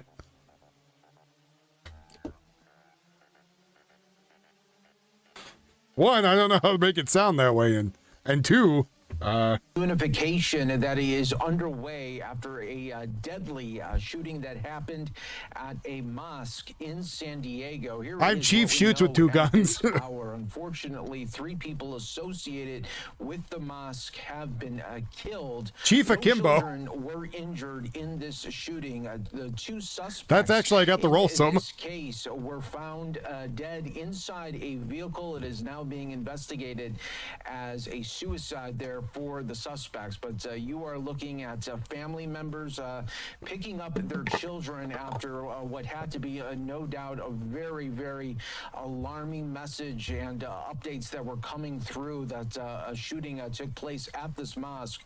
There is a school that is tied into it, and it goes from kindergarten to 3rd grade, so very, very young children that were at this school and mosque at the time of this this incident. But again, we'll be keeping an eye on everything here for you. There is supposed to be another update with officials sometime later this afternoon into the evening hours. So again, we'll be keeping an eye on that for you, as always, on Live Now from Fox. We're also keeping an eye on some other breaking news out of Southern California, and that is the Sandy Fire.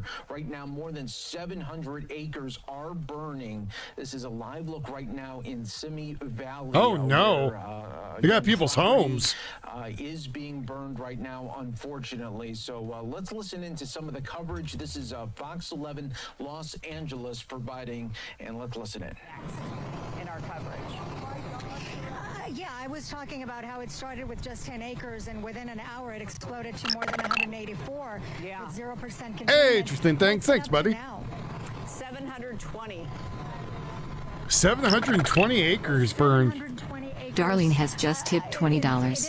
Who dares to donate? This is the best collection of news. Thank you, Darlene, for the $20. Crews here from LA City, Ventura, LA County.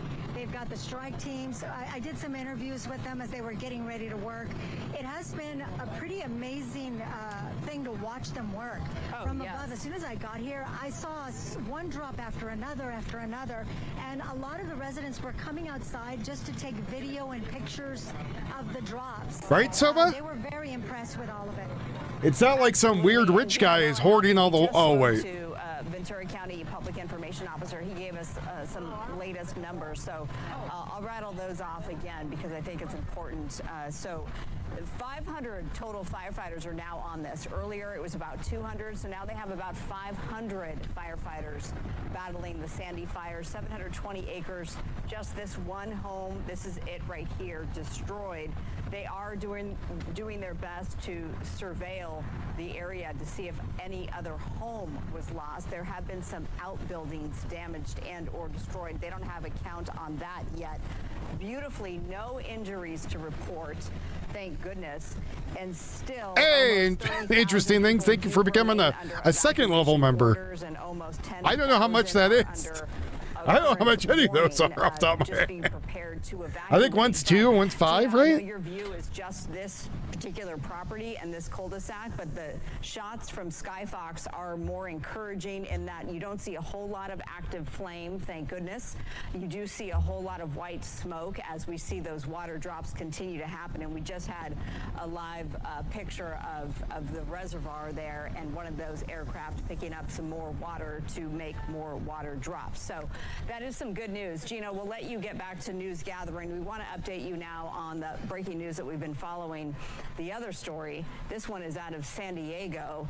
If you have not heard, there was a deadly shooting at an Islamic center that is home to a school for kids. This happened earlier this morning, and here's what we now know as we have a live picture of the scene. There we go. It's in and out, so bear with us here. You see the black and whites down below.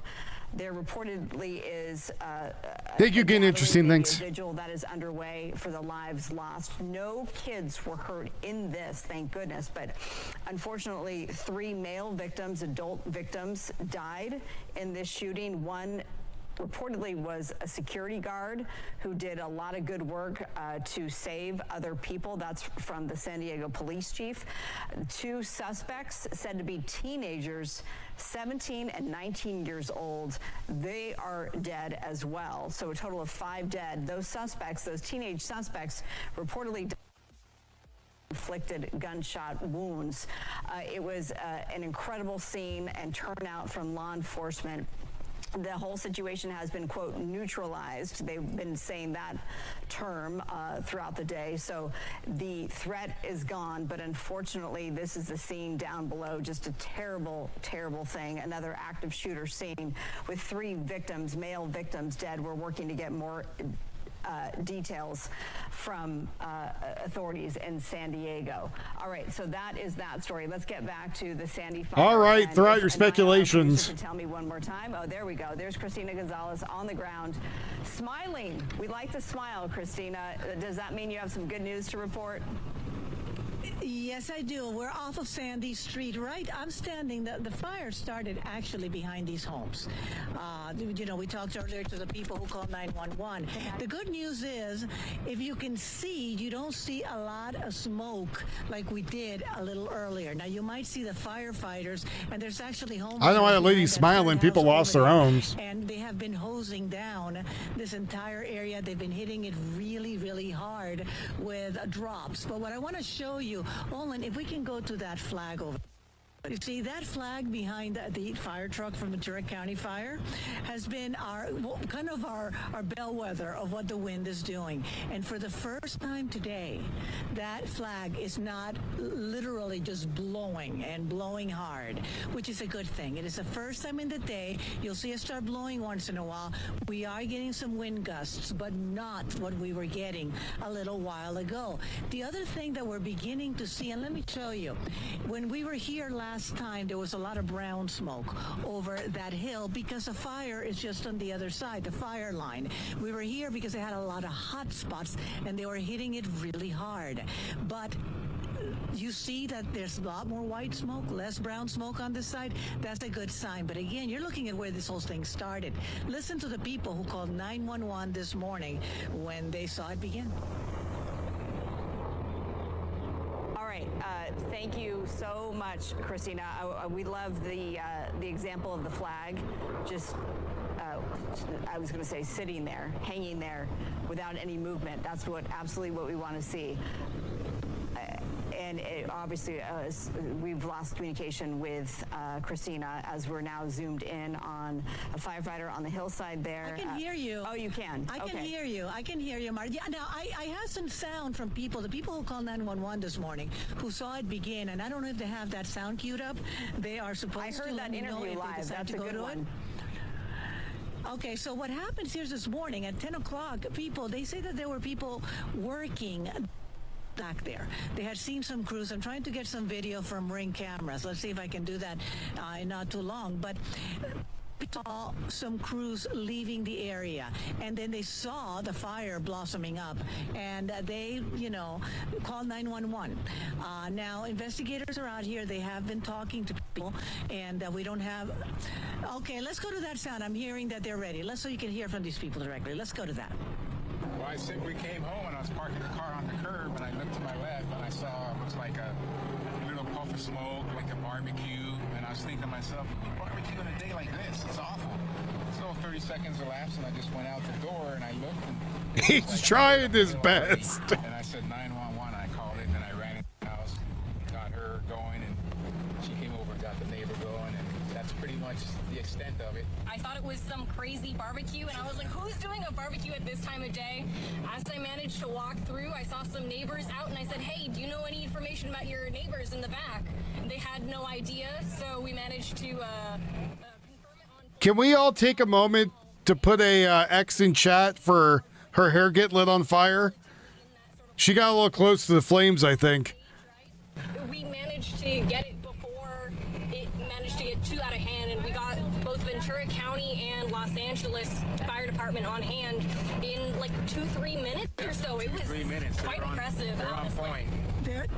All right, so right there on Sandy Street, those neighbors she fought the were fire able herself. to call for help from the early beginnings there of that fire, now at 700 acres. We'll continue to follow all the latest 720 here acres from Fox. A lot of news coming out of Southern California today, and we'll be sure to bring that to you. All right, everyone, it is a new hour here on Live Now from Fox, just past 6:01 on the East Coast, 3:01 on the West Coast. Let's continue to update you on some other top headlines that we are following for you, including the latest in the Alex Murdaugh saga. His defense team has filed a new lawsuit against the court clerk in his high-profile 2023 murder trial. It claims the clerk tampered with the jury and violated his civil rights. And What? It all comes less than a week after the South Carolina Supreme Court unanimously overturned his double murder conviction. And now for more on this, let's go out live right now to Columbia, South Carolina, where we find Fox News' Sarah Legray joining us with the latest. Hey, Hey there, Mike. Yeah, his defense just saying we want a fair trial here. They're standing by his innocence in the deaths of both his wife and son. They also say they're looking at DNA evidence as this case moves forward into this new legal phase and how they're going to do things differently this go around. But overall, just kind of doubling down on this point right here. Alec Murdaugh is no longer a convicted murderer. Interesting. And to be wrongfully convicted of that is almost unbearable, he says. Yeah, so back in 2023, that's where this thing got started. We got that conviction, really. The judge basically sentencing Murdaugh to life without parole. Prosecutors saying evidence placed him at the scene in June 2021, killing his wife Maggie and son Paul. They quickly appealed that verdict. Last week, though, got the outcome that they were hoping for. The Circumstantial State Supreme Court evidence. overturned the convictions over trial issues and allegations. The court clerk, Becky Hill, influenced the jury. Jurors say Hill told them not to be fooled by Murdaugh's testimony and pressured them. The state's high court says she was attracted by the, quote, siren song of celebrity and a book deal. Today, Murdaugh's defense also referenced unknown male DNA found under Maggie Murdaugh's fingernail. They say investigators didn't fully pursue it in 2023, and now they want it tested through CODIS, that national DNA database. Watch, going to be some guy who was a murderer who's already dead. We asked that they follow up on that before the last trial. We don't have possession of that DNA, so we can't do anything with it. Prosecutors now weighing a retrial and whether to seek the death penalty if he is convicted. South Carolina Attorney General Alan Wilson says at this point... Don't care. All right. Okay, thank you. Ron, again, lived here for 40 years. He said this one is about as bad as he's Going back to the fire. I don't really care about the murder. I care about the fire. They say we're out here this morning and watched this home burn to the ground. Again, Trickling Brook Court, about 2 miles south of the 118, about 10 miles west of the 405. We'll continue our coverage here later in the day. Colleen and Annabelle, we'll send it back to you. All right, Alex, thank you for that. We also have Jonathan Gonzalez up there as well. We talk about this fire exploding in just a matter of, 2-3 hours. It was hundreds of acres. Jonathan, give us an idea. We're supposed to hang the criminals, not the jury.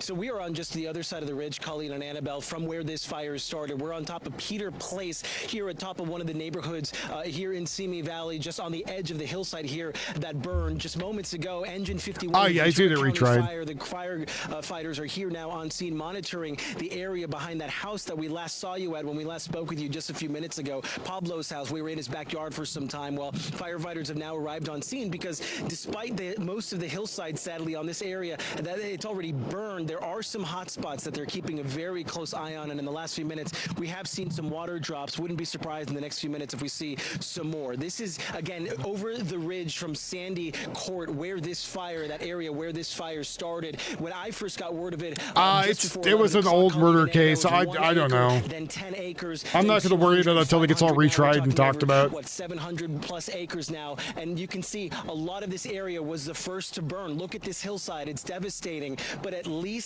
there were no structures in this particular area that were damaged or burned, and that is because this area has a lot of defensible space. Everything that you see that burned has plenty of dry brush. The area just behind me, for instance, here at the top of this neighborhood, right behind this fence line here, there is no dry brush and no char. The fire did not touch this, and that is because the homeowner here told us if their HOA follows the law and requires that they do defensible space clearing behind every single property and the edge of this neighborhood. We spoke with that homeowner earlier, and it was interesting because he talked about, yes, thank God my HOA does the defense clearing, but next year I want to add another 10 feet. He saw how effective that clearance really is, and that is why firefighters continue to preach you have to have that defensible space around your home. It can save your property, and ultimately it can save your life in a situation like this. So again, none of the homes in this neighborhood were damaged or burned. It did come dangerously close, though. We did see that fire come downhill towards some homes. We saw some LA City fire crews work very quickly to hike up a hill and take out some of the hot spots. We saw plenty of water drops as well, and that firefight from the air is only continuing. It's not as active. We will tell you there's been a lot more white smoke, which is typically good news in this situation, and we are seeing more and more firefighters arriving on scene, which just adds to the comfort level of some of these homeowners. There seems to be that kind of don't let your guard down down, but like things are getting better. We're kind of in that middle point. So again, we have firefighters here, Engine 51, Ventura County Fire, who are monitoring the hotspots here in the area behind this neighborhood here. Colleen and Annabelle. All right, Jonathan, thank you so much for that. I want to touch base here with Eric Leonard. Eric, we've been hearing Jonathan talk about this homeowner, Pablo, who's taking matters into his own hands, now thinking of doing 10 more acres, but just so much going on with some of these homeowners.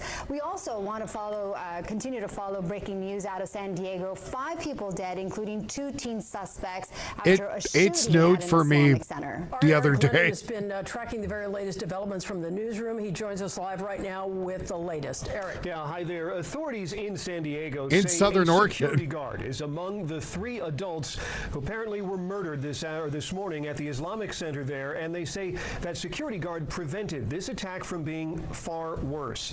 Which None is of the children which is attending great. School on the campus were injured. It's actually and the died, San Diego but- police chief says it appears the 2 attackers then took their own lives. Our hearts go out to the families that are in this moment being notified of what has happened to their loved ones. And I tell you what got me. Watching the kids come running out. Just thankful to be alive. This happened around 11:45 this morning, again at the Islamic Center of San Diego, which is the largest mosque in San Diego. There's also a school on the campus. The police chief there says officers were on scene in minutes. They found the 3 dead men as they arrived. And then as the officers began searching the campus for the attackers, the chief says dispatchers started getting calls of gunfire a few blocks away. That's where he says the bodies of a 17-year-old and a 19-year-old, both males, were found. He says it appears they are the attackers and says they died of self-inflicted wounds. The FBI and the ATF are on scene assisting. They all say the investigation at this moment is being framed as a hate crime.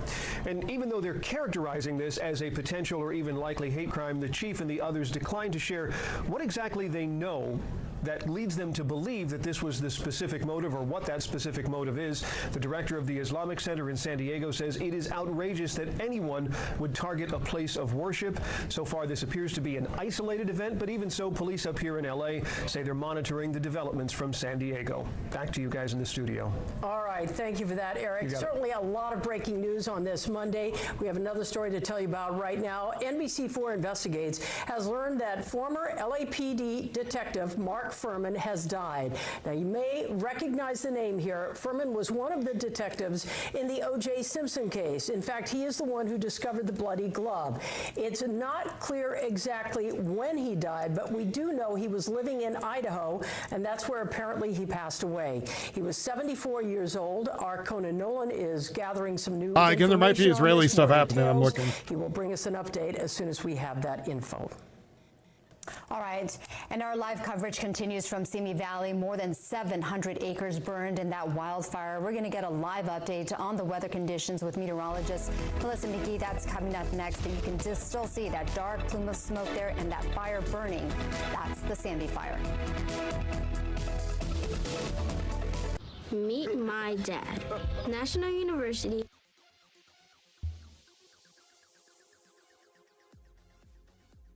I mean, people are pretty sure it was his son, right? That's what people think. How many casualties? There was 5 people total in the shooting, not with OJ, in the San Diego thing. One was a security guard, 2 other people that were there at the mosque, and then the other 2 were the 2 teens that did the shooting. So it sounds like they went to the mosque, they had a shootout with the security guard, and then they went down the street and killed themselves for some reason.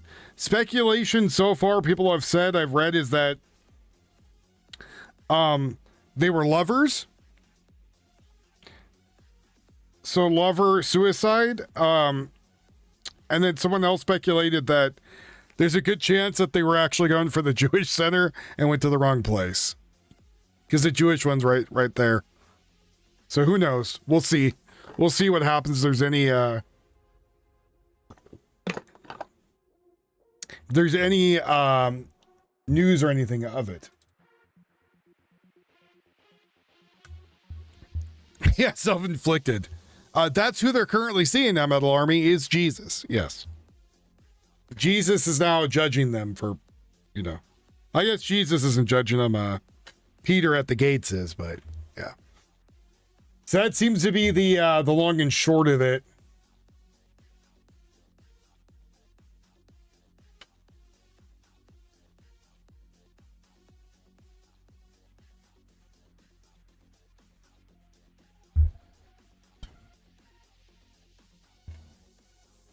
Yeah, I don't know, man. Like I was reading the whole thing about OJ's son, and I was like, oh man, that's damning evidence.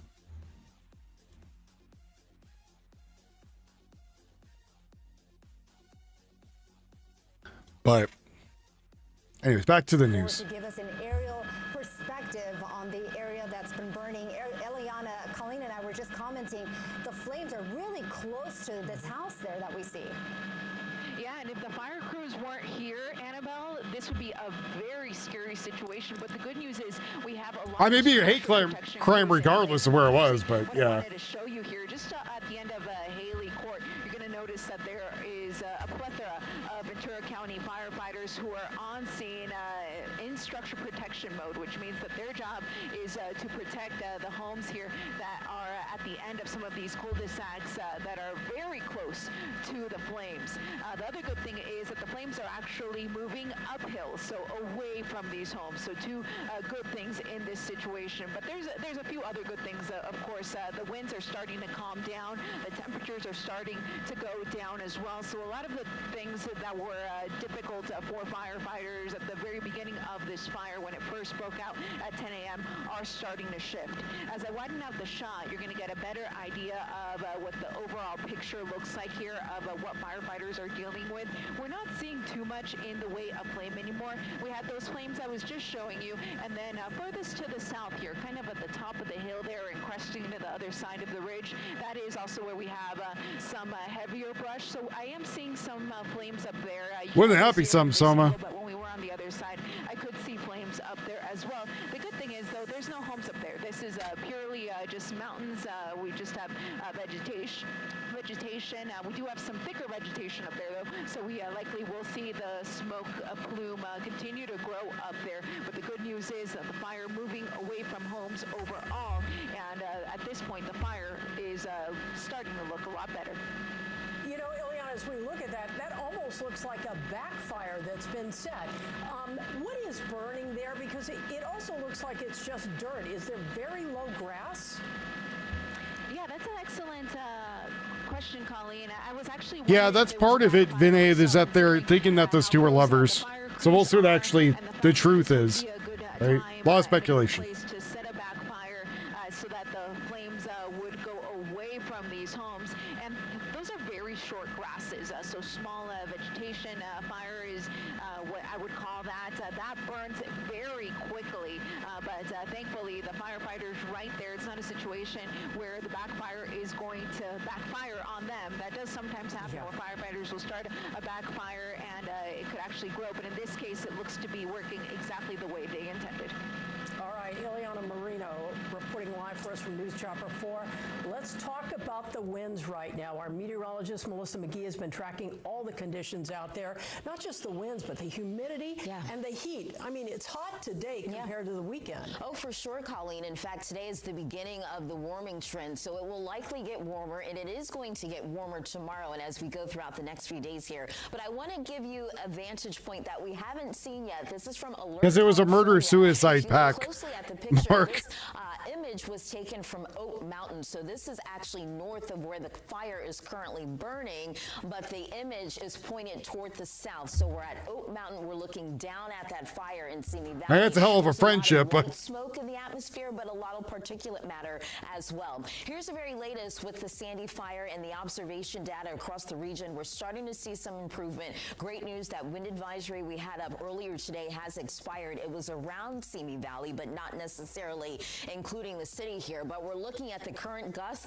below 30 miles per hour. We're down to 24 mile per hour gusts to the east of Simi Valley and St. Fitzgerald Road. We've got a gust of 18 miles per hour, but the relative humidity is a concern. So it's blowing all of that dry air down across some of these communities that are sitting to the south and west. So if you see the smoke or the ash in your area, remain indoors, close the windows, run an air purifier so you can circulate that air. If you have to go outside, keep a brief, use an N95 or P100 mask. And if you're young, elderly, or suffer from respiratory illnesses, a reminder just to monitor your time outdoors. We're going to see some changes later on this afternoon and into tonight. I want to show you the wind gust futurecast across the region. We've had a stiff northeasterly wind for the majority of the day. As we go throughout the afternoon hours, we'll start to see that onshore flow work its way into our region. So that certainly does allow for higher humidity and more moisture that's going to work its way into our region. And eventually these winds will slowly start to subside and come in from a westerly direction. So that will certainly help in getting the upper hand on this fire as we have more moisture in the atmosphere to certainly help with the aid as well. Looking at the numbers across the region in terms of the temperatures, 70s and 80s across the area. It is going to get warmer as we go throughout the next few days here, and here's why. Satellite and radar is showing you we've got this area. Let me go hear their tornado stuff. All right, let's just go with a tornado warning for now, and if it turns out there is a tornado on the ground, we'll change it to that. But, you know, there's actually a little town of Corning there in Atchison County, Missouri, and then you've got Craig right through there. So I think Corning showed up kind of like right in here. Yep. And then down the line, there's Craig. You know, you're in the path of what is going to be potentially a tornado coming into there. So if you go a little wider, one of the things that I was anticipating, earlier on today was that this is all going to kind of merge into a line. So far, it hasn't. So far we've had individual updrafts, individual supercells that have kind of gone on through this area here, and still, you got a really, really strong couplet here. Bill, it looks like they reissued that tornado warning. Apparently there have been storm spotters that just now saw that there was a tornado on the ground there. So they have now upgraded that tornado warning, it looks like, to a considerable tag. So now it's flashing in purple because this apparently has a confirmed tornado. No, again, that's so they say 2 separate spotters called, and one said several brief touchdowns over the last 10 minutes. Okay, so that's with this cell we've been tracking, and we're really fortunate here. This has gone by north of Falls City because you got 4,000 people in Falls City, and obviously this is hitting somebody's farm, and we certainly don't want to see that, but preferable to coming right through a town of 4,000 people. So kind of in open country here of Richardson County, and then about to cross the river into northwest Missouri here. So this is Holt County down here, where you've got Craig and Corning and Mound City. Still looks really good right there. Whew. And this looks maybe a little more realistic, right, where we don't have the bad radar data, but that's tight. I mean, especially right on top of each other. What about, like this pixel and this pixel, that, this red and this green, they're right next to each other. 19 away, I can't see that one.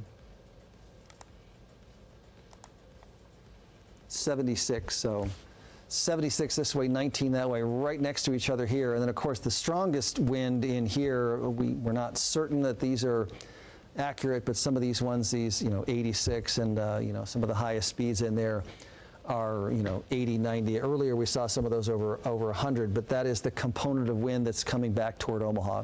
So really, this is one where you just have to kind of rely on the National Weather Service radars and the spotters that are down there. And if you're in these locations, if you're in open country here in the extreme northeast part of Richardson County, you got to be in safe shelter. If you're over here in Corning, in the tip here of Holt County of Missouri, just got to respect it and get to some safe shelter. And then the same thing in Craig. It looks like this is going to pass just to the north of there, but we don't know. Maybe something will form on the south edge of that flank here. You could make a case that there's another little area rotation developing here. So at the moment, it looks like it's directly headed toward Corning. Luke, if you zoom in tight, you'll see Corning right in this little spot right through here. There you go. So you are immediately in the path of that. Oh boy, that's near Falls City. Look at that storm. And that's Randy Tisdale. Thank you so much for sending in that picture. Look at the wind blowing. I mean, you can't tell from that. And that's the thing. When it gets hilly, if there are trees, you can't tell. We're caught in the line of fire, and experts as well. That's the latest from downtown LA. Camilla Rambaldi, NBC 4 News. Camilla, thank you for that. Our live coverage continues from Simi Valley. The robot stops after 8 hours and swaps out to another one. The wildfire, the Sandy fire, as you can see, still active flames out there. We have a team of reporters talking to firefighters and homeowners in the area. We'll bring you live updates. All right, back to the weather Pawnee thing. County for an incoming cell with increasing rotation. Let's zoom down to that area here.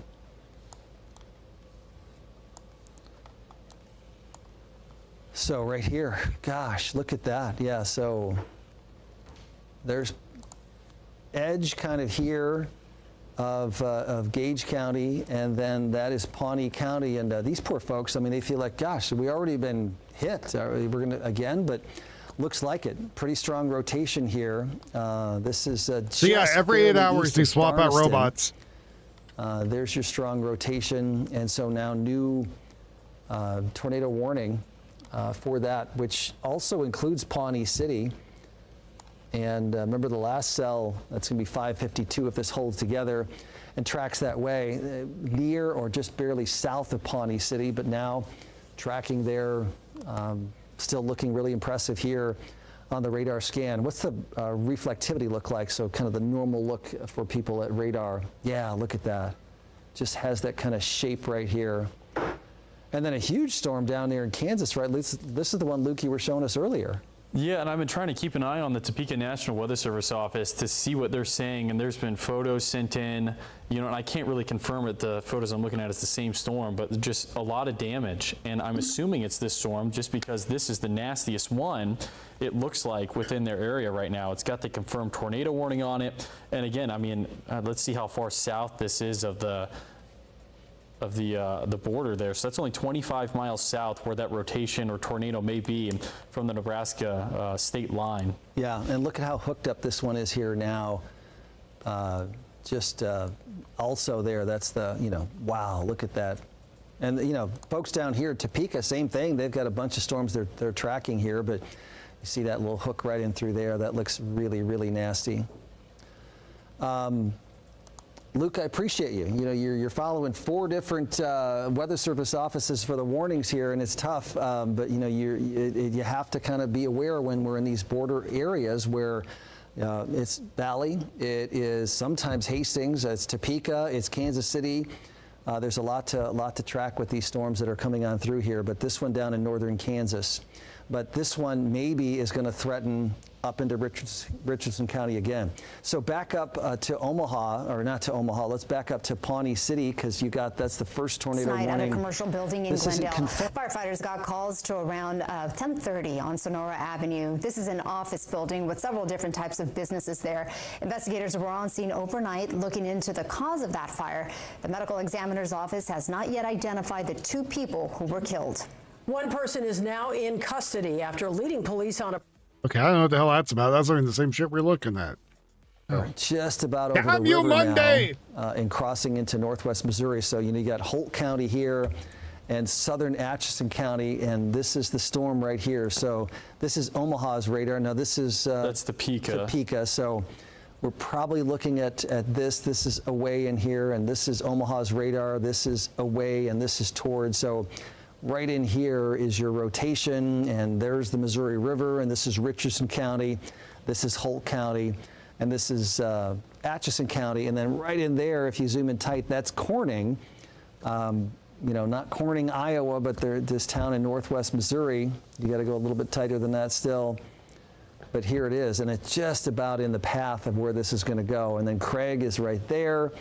Both of these are, you know, when you travel down into northwest Missouri on I-29, you see them off on the riverside. And, you know, we know folks down here don't have huge news sources, so obviously they're following a lot of cases, the Omaha TV stations, and we want you to know that, you know, you got to take cover and be aware of what your safe place is to get to, and make sure you have that identified ahead of time there. How long do these warnings go, Luke? So the tornado warning, and they're saying it's a confirmed tornado warning still. That's not to say that it's confirmed on the ground, but when they issued the warning, it was a confirmed tornado on the ground. So that goes until 6 p.m. There is a severe thunderstorm warning kind of engulfing that area, and that goes until 6:15. Yep. And then let's get up into southern Iowa, because we do have the tornado warning that continues. That was the storm near Westboro. Now is approaching College Springs. There's Blanchard. Yes, Maureen.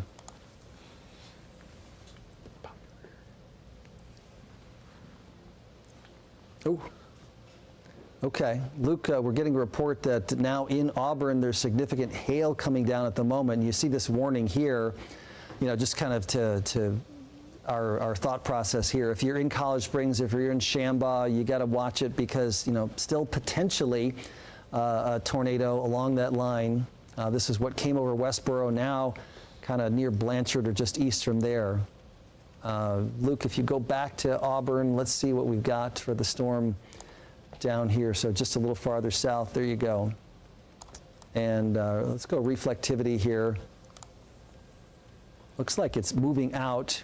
And then what about the hail track? Let's see if there was hail there, especially just north of Auburn. But it looks like it's kind of moving out of that area now. Okay. All right, so, you know, the worst storm we have is this one moving out of Richardson County and into the northwest corner of Holt County, Missouri. What's up, Colton? Still looks impressive. I'm going to go take this here. And it looks like the Kansas City National Weather Service office says they're upgrading their tornado warning that is in Atchison and Holt counties of Missouri to a considerable tag. Gotcha. So I'm going to back up here. That's this storm right here. And there's Corning. And, you know, this is just about right on top of Corning here, where you've got away toward right there. So interesting things. You have a good night, buddy. I mean, it's possible this goes right between Corning and Craig. I can only hope that. But certainly right there, and you can see the way this has been moving. And Luke mentioned these are Kansas City's counties here: Atchison County, Holt County. Fairfax is up in Atchison County, Corning, Craig, Holt County. But look at it right there, away toward from Omaha, right about over Corning, crossing I-29. I hope folks are paying attention and aware, as that is, you know, right in that spot. Bill, I do want to also mention just northwest of Corning, east of Schubert, that's Indian Cave State Park in Nebraska too. So a lot of folks, one of the more popular destinations here. You bet, and that's, you know, obviously the spot that you know, really looks like it was underneath where this potential tornado, or I guess confirmed tornado, has kind of gone on through there. Look at those storms. All right, so no current warnings for the stuff around Lincoln, but that is what's headed toward the Omaha metro here. You can see this thunderstorm. Maybe it had a little bit of hail. So this is yet to come into Omaha. Not going to have the severity of the storms down to the south, but we still potentially could get a little bit of hail with that stuff as it comes back into Omaha. All right, so there is probably the worst storm we have. Maybe a new area rotation here up to the north, but along that I-29 and Indian Cave, you said, Bill, was like right here. Yeah, between Nishnabotna and Corning on the west side of the Missouri. Right here. Right, butted up next to it. Yeah, so it tracked close to that. So that is, you know, again, one of the gems really of state parks of Nebraska. People just love it. Okay, back on links here, Luke. You've got a tightening up circulation there. Yeah, I was looking at that because, you know, they extended that warning there into part of Atchison and Holt County. So it's just diving into it, seeing what the rotation looked like. And I mean, it's the same storm that we've been watching that was in, I believe, Richardson County, right? And now it's still holding together really well with its rotation. You bet. Yeah, this formed, you know, we had been following the storm that went near Pawnee City, and then this formed, you know, a little farther south and east and kind of came up out of northern Kansas, but rapidly spun up into a tornado producer near Salem, past just north of Falls City, and is now right over Corning. but near Milton, and then Fairfax is going to be close here. And one of the hard things is, you know, you've got this couplet, right, where you've got toward and away, and maybe at one, you know, all that is kind of under the wall cloud there, where the air is rising rapidly, and you had that tornado, and maybe it lifts, and then it might reform, you know, a mile or two, not where it was, but underneath that updraft, that wall cloud. So this whole area, we're watching that really closely. So, you know, if you're in Milton, it could be that it comes over the top. If you're in Fairfax, I mean, you could just say, well, okay, that's going to miss us to the south. Not necessarily, because the one tornado might lift and then another one might form a mile or two underneath that same wall cloud. So, boy, that looks pretty bad around Milton right now. Bill, we just got word we got 275 more people without power. This is Nebraska Public Power between Vernon and Barada. So that's that area that you've been talking about for the last 10 minutes or so. Yeah, let's go back, Luke. We can kind of zoom back in, and yeah, there's the power outages. So this pretty good idea of where a tornado has tracked when you get a substantial power outage is when it hit a community and you see it go through. You might have to go back like an hour on this loop so we can see it well to see where the storm tracked through. There you go. So it started kind of right back down in here, and then as it lifted northeast, you see this spin, and now it's all the way up. It's this cell right here, tracking up right over the interstate and then just south of Fairfax. So that was this one that developed and moved northeast. And then we had the other one right here. That one's a little bit farther north and you know, continues to track into western parts of northwest Missouri as well. So you still, you know, kind of a cluttered screen here where these storms are kind of mixing in together with each other, but potential tornado still now right there with that cell. I want to get a little farther south because we did have the warning right down in farther southwest Pawnee County, right here. That's an hour-long loop here. So if this is the newest cell here where we've got a tornado warning on this one now, right? If you stop it on the latest. Yep. So let's look at the velocity and stop it right here. Is there anything with the couplet here? Still pretty good velocity signature, but we don't have the red away. We have a strong inbound. So this is south of Burchard and north of Summerfield. So that's it right here. Looks like if you got, how about like a 15-minute loop here, and we can see this is probably going to go just north of Pawnee City here. But close. I mean, gosh, I'd hate to think that this is going to happen, that this storm conceivably could also hit Pawnee City. But you know, you're in the worn path. You got to watch it really closely. So there is a strong area rotation. Don't have a confirmation yet no, chat's died. of a tornado. But boy, if you're down in Pawnee City, you want to be watching that. And Table Rock and Steiner is just up a little farther to the north. So this is a pretty bad-looking couplet. Not as strong as the other ones we've had, but certainly worth watching. All right, back up. No other current warnings up around Lincoln or any of that stuff that's headed toward the Omaha Metro. They dropped the warnings. They were seeing, I think, weakening with these thunderstorms. So not the hail they were producing earlier, which was the main reason they were severe thunderstorm warned. Right. So we hardly these knew storms you. that you've mentioned, hey, this might be stuff that continues to move north into the Omaha metro area. I mean, it's all just weakening. Yeah, I mean, I think we're going to get some lightning and thunder out of this. We hope we don't get hail, but you can see if you animate this is what's over Lincoln right now. And these are going to come northeastward here. Nope, so no identity of the shooters yet. This is what's sort of headed our way. And Trump said the leaders of UAE, Saudi Arabia, and Qatar asked him to delay the planned attack on Iran for 2 or 3 days. According to IL Red Alerts. So apparently we were going to bomb the shit out of Iran tonight. But Qatar and Saudi Arabia and UAE have said to wait 3 days. Speaking at the White House event, Trump said Israel was informed before the announcement the delay earlier Monday, calling it positive sign, while adding that we'll have to see what happens.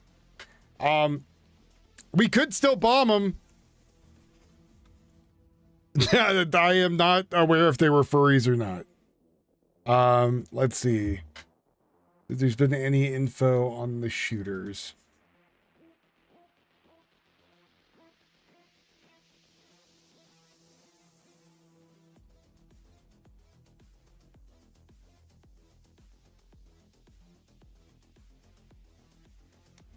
Let's see. Andy, no, doesn't have anything.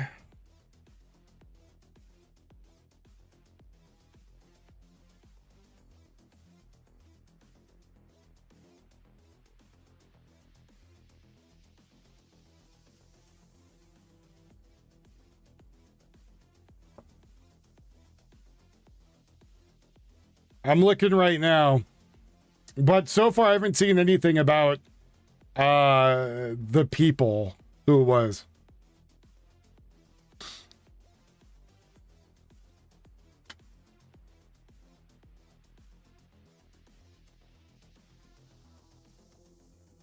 Billy bought Frank. What's going on? What about furries? So there was a shooting. Two teenagers went and shot up a Islamic center. Injured people, 3 dead. Then they went and took their own lives. So.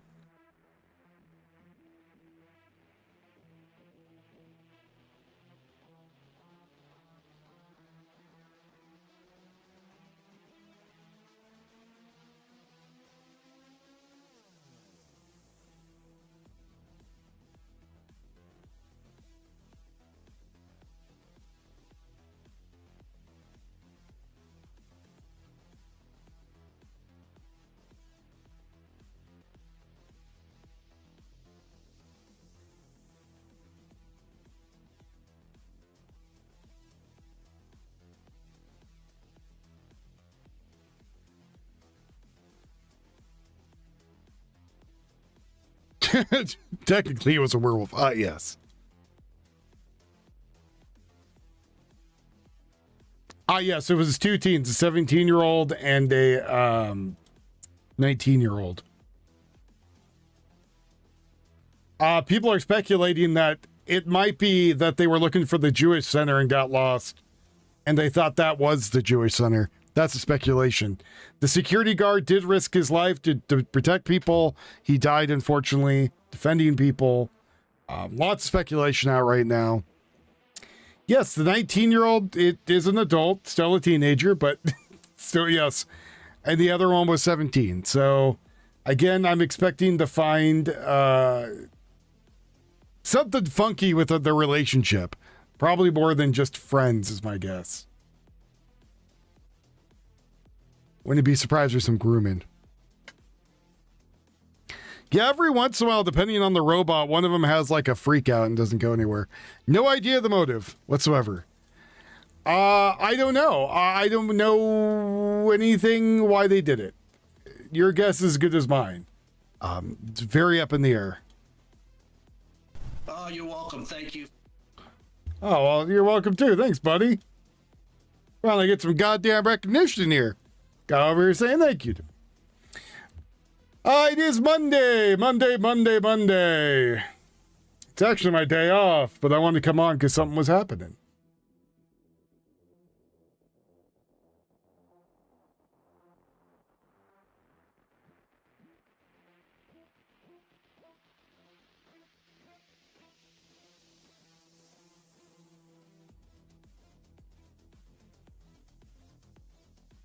Is a full moon? Maybe.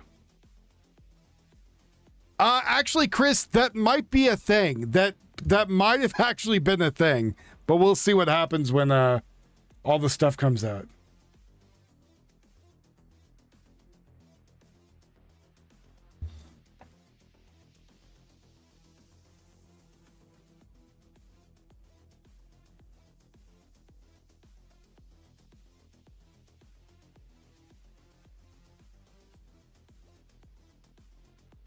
Trump explaining his decision to delay strikes on Iran said, "We've had periods of time where we thought we were pretty much getting close to making a deal.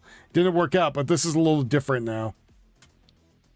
I don't know, to be honest. I just think we should just go in there, we should do the thing, and then be done.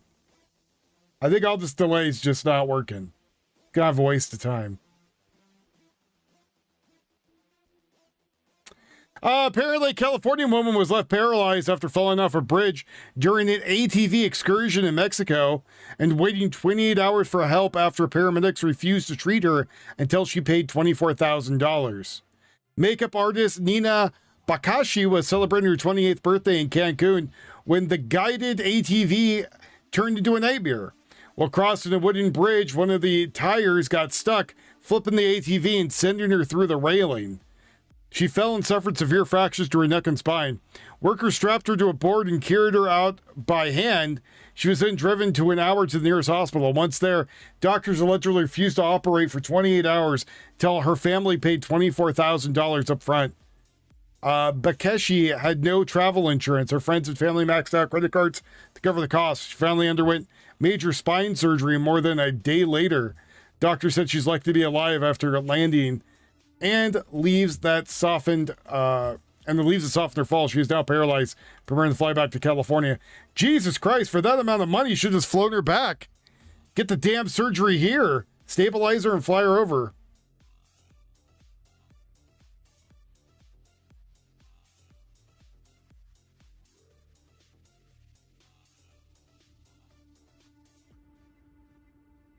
For $24,000, you could have got a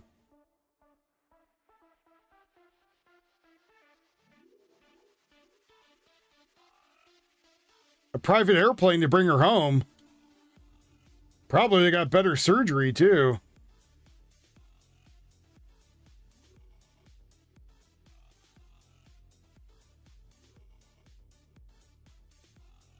Apparently, Jack Doherty's security guard might also be going to prison, or not prison, but jail, for helping intimidate people and also trying to cover up his drug use. I don't know how that works.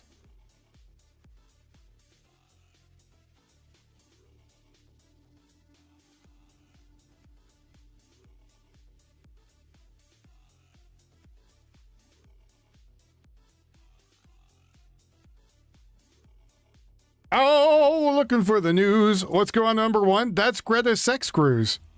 That's where Greta Thunberg is out there trying to get her penis wet.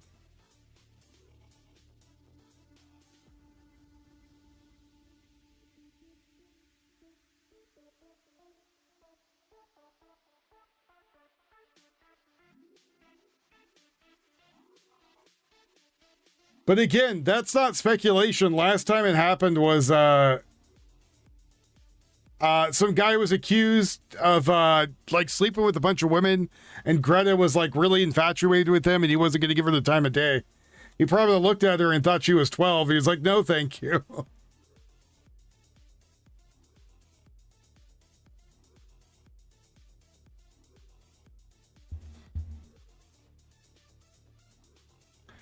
Well, she's going back to Gaza again.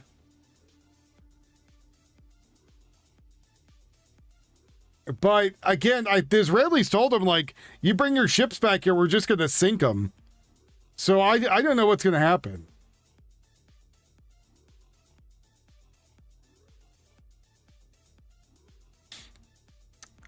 People are upset that I show speed. People, I don't know if you know who he is. I Show Speed is a guy that goes around and does stupid things, but people are now getting onto him that he's been a plant and his entire shtick is from a marketing agency. It's like, no shit. You don't say. Allegedly, though, that's what they're saying. Allegedly. Another historic temple in Japan has been destroyed in Takiaka. This is a 573-year-old Difuko-ji temple was left, which was consumed by fire on Saturday the 16th. The temple housed important and invaluable cultural treasures. Authorities claim it was arson. Illegal immigrants who do not eat pork are suspected. Japan is being attacked not only physically, but also on a cultural level. So for people that don't know, yeah, I Show Speed. That guy. Well, he's not really a top streamer, Maggot. That's the thing. It's a marketing agency. He's a plant. He's part of a bigger scheme. So Japan's having right now an issue happening where Muslims want to be buried in Japan, and Japanese are saying, no, we're a cremation country. You're not allowed to be here for that.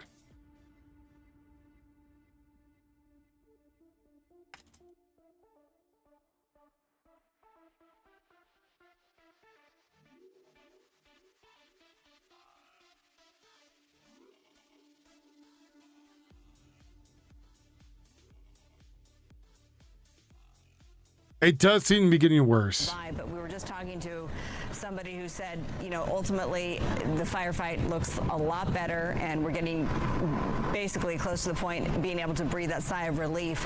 Are you getting the sense that that is the case out there, Joab, or are you just you haven't really been able to mingle about? Let me show you what.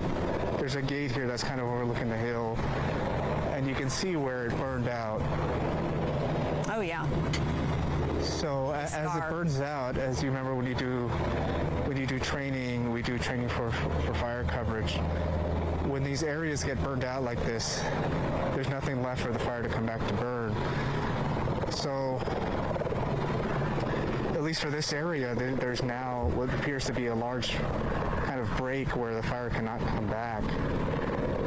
So although it is burnt in this area, I guess for the residents here, it's not as concerning as if this was all still filled in, right? If we still had the fire coming down this hill with a lot of brush still nice and, you know, ready to go here, that would be a concern. But you can see it's already burned through. And you can see there's another chopper. You can see a drop happening in the distance over there. Yep, the FOS check. We love to see those drops. So that seems Keep to be them the coming. current status there. Yeah, and you know, obviously, so you can see that it's burnt. The fuel is gone there, Joab, but of course the crews will remain on site as they worry about those hot spots and any embers that may be below the surface. I mean, we know the damage that can do. So we thank you for your live picture. This is, if you're just joining us, this is the one home that was destroyed in the Sandy fire earlier today. Joab, thank you. I'm going to get to Adam Kruger now for a look at the wind conditions out there right now. Yeah, I mean, they're in the process of flipping direction right now in Simi Valley, and flipping direction for the better, meaning coming in from the west, which will have some higher relative humidity values, and that helps out. Just mapping this out, though, again. So here's the fire footprint. Simi Valley up here, Thousand Oaks right here. As we take you in a little bit closer, this is showing now the latest fire perimeter. That's, of course, in this orange section right here, the 836 acres. We talked about that, the latest update. It was initially reported under 200 acres, then it jumped to like 700, and then now we're at 836, and probably the progression or the perimeter growth is slowed down from what we can tell from the aerials. But you can see this was the first update on the perimeter. Here's the second update, this whole wide area right here. But as you can see, a lot of the efforts to protect the neighborhoods working out quite well.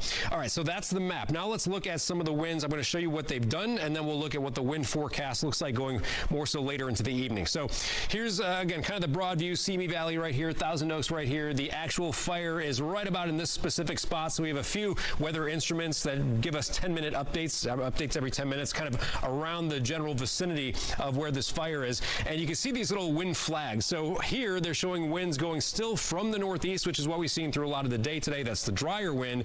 But notice already on the west edge of Simi Valley, we've seen the winds change direction coming in from the west. We've seen those west winds for a while now, maybe an hour, hour and a half around Thousand Oaks. So that general progression of this air mass with these winds changing direction coming in from the west is just entering into at least the western part of Simi Valley, still over some of the hills here near where this fire is. We still have that dry northeast wind. But let me select one spot here kind of on the west end of Simi Valley. This is one of those locations where I noticed the wind just kind of changed direction literally within the last few minutes. So as we look at what this does for relative humidity, I mean, this is a great example of what we expect to happen with the weather around where the fire is. So Here's the timeline, right? So we've got measurements every 10 minutes. The latest one is at 3:40 p.m.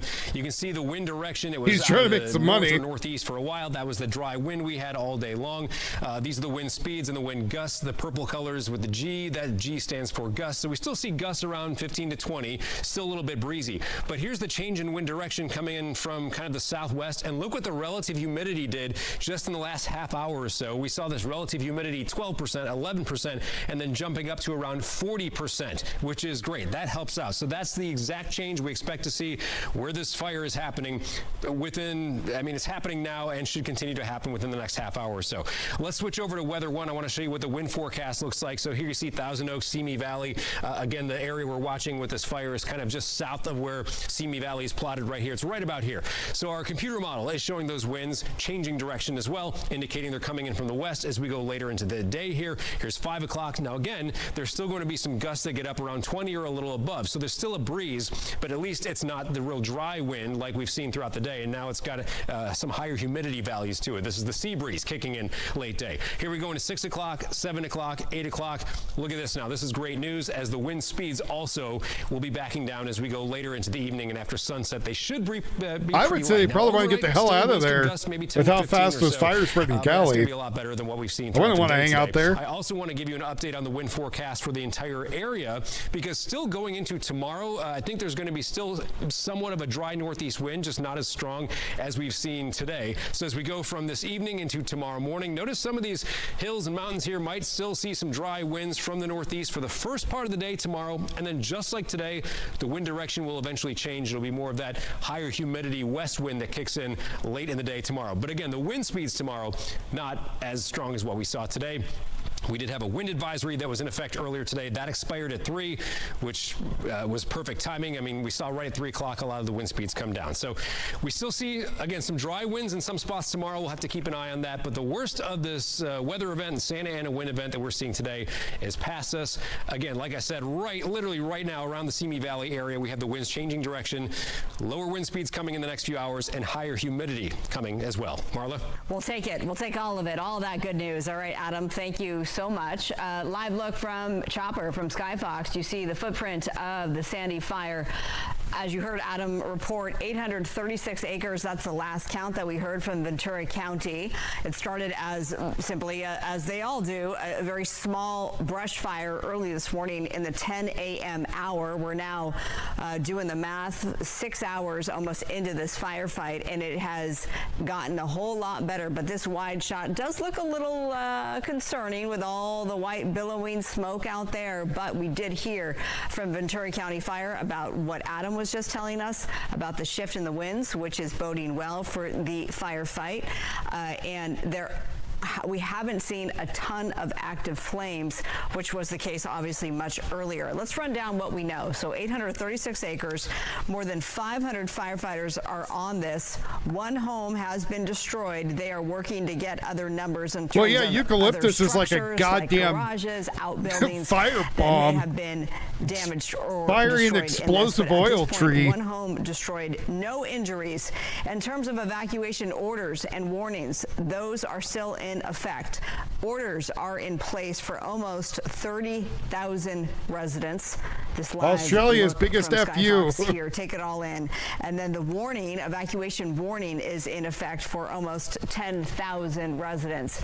Now, we're hearing that the worst is behind us, but we don't want to get ahead of ourselves because that just wouldn't be a good thing. So those evacuation orders and warnings, they do remain in effect, and there's no telling. I asked Ventura County official, do we have any idea of when those might be lifted? And obviously he was not at a juncture to be able to give an estimate on when those evacuation orders and warnings will be lifted. Obviously, we will continue to watch it here at Fox 11. Let's take you down to the ground and hear from some of the people who were impacted by the Sandy fire a little earlier today. Let's go ahead and listen in. Were you here when it first started? Yeah, I was down the street. I was living on my, I was literally just hearing helicopters go by, and I walk outside and just see a plume of smoke. Just seeing what was happening and following along with the news, just trying to figure out what's happening, if I have to get out, if I have to get my dogs out.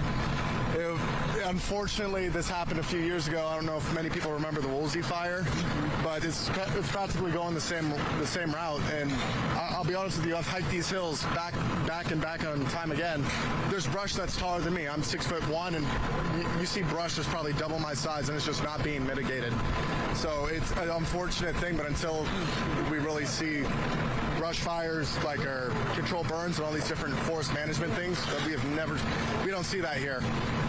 And it's unfortunate because these people lost their homes, my neighbors. And you know your neighbors, were they here when it happened, or were they out of town? I'm further down. I don't really know these people, my neighbors personally, but I know like a lot of people in this neighborhood. They're very like shaken up about this, obviously, and we're just so grateful for the Ventura County Fire Department and all of the first responders here. Luckily here we have the reservoir, which is a few miles away. So I think the helicopters have just been nonstop and dropping water in and around. Well, they all think they're going to be actors soon, so without that, and they had to go all the way to the ocean, we would have been in a lot different situation. Well, we thank him, Christian, for talking to Gina a little earlier. That was live during our coverage not long ago, and he is a Marine, if he didn't say so in that particular soundbite. So we thank him for his service. All right, here is a live picture from Skyfox. A whole lot of white smoke up there, and we're seeing some of the aircraft fly below. They have the helicopters out there. Of course, that's part of the aircraft that is battling these flames from the air, and then also a whole lot of boots on the ground. Some more than 500 firefighters from CAL FIRE, Ventura County Fire, LA County Fire, LA City Fire, and here's another perspective from a chopper, a little wider view here. So we have at least 4 agencies who have come together to fight the Sandy fire. Again, this broke out in the 10 o'clock hour on Sandy, forgive me if it's Sandy Lane or Sandy Avenue in Simi Valley. I got to make sure I get that right next time. But nonetheless, that's why it's named the Sandy Fire. No word yet on how the flames first ignited. We did hear from Ventura County Fire that fire investigators are on scene already trying to figure out what sparked the fire in the first place. But the first order of business for the crews down below, of course, is the preservation of life and property. And boy, have they done an incredible job, because we can report that there are no injuries to speak of to any civilians or firefighters as of almost 4 o'clock on this Monday afternoon. So kudos to them in that. And then 1 home has been lost. In fact, as we give you a live look at those active flames, we can also give you a live look from the ground in the cul-de-sac where that 1 home did burn. That is, forgive me, it's already on your screen. It's a smaller picture there. That is from our photojournalist, Joab Perez down there. And he is teamed up with Gina Silva, who's done some incredible reporting for us this afternoon. And I'm told it's Sandy Avenue. Sandy Avenue is where the fire first, those flames first ignited in the 10 a.m. hour. So you have been watching continuous coverage as we give you these various looks of the Sandy fire burning in Simi Valley. We've been continuous coverage since the fire broke out this morning. We're going to wrap things up as we approach the 4 o'clock hour, but we will have the very latest on foxla.com at any given moment. And then, of course, you can come back to us for the Fox 11 News at 5. We stream that on the Fox. All right, I'm done for the night. It's my day off, technically. If you guys want to throw me some dollary dues, that'd be great. So whenever crazy ass news happens, I can jump on at a moment's notice. Just sitting here waiting for news to go nuts for all you wonderful people. But I am out of here for the night. Again, Cash App, Venmo, PayPal, buy me a coffee. Every little bit helps. Keeps a roof over my head, keeps food in the fridge, pays for the mortgage, all the other good stuff. So, if you'd like to help out, that would be absolutely wonderful. Cash App, Venmo, PayPal, buy me a coffee. Again, you can see it either in the link tree or do exclamation point donate like so, and click through the. It probably is something like either the homeless caught something on fire and it spread, or somebody did it by accident. Neither of those is very uncommon.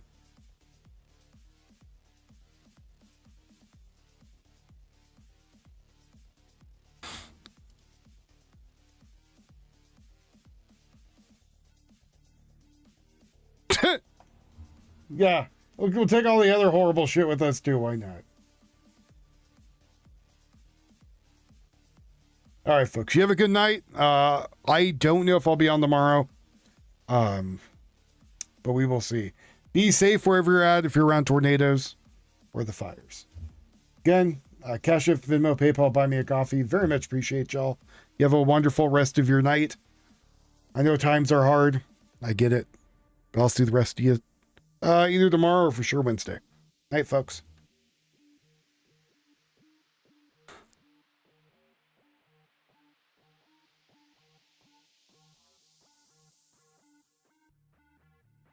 Yeah, don't smoke the forest. But you could go to flareforest.com or trapperoutdoors.com.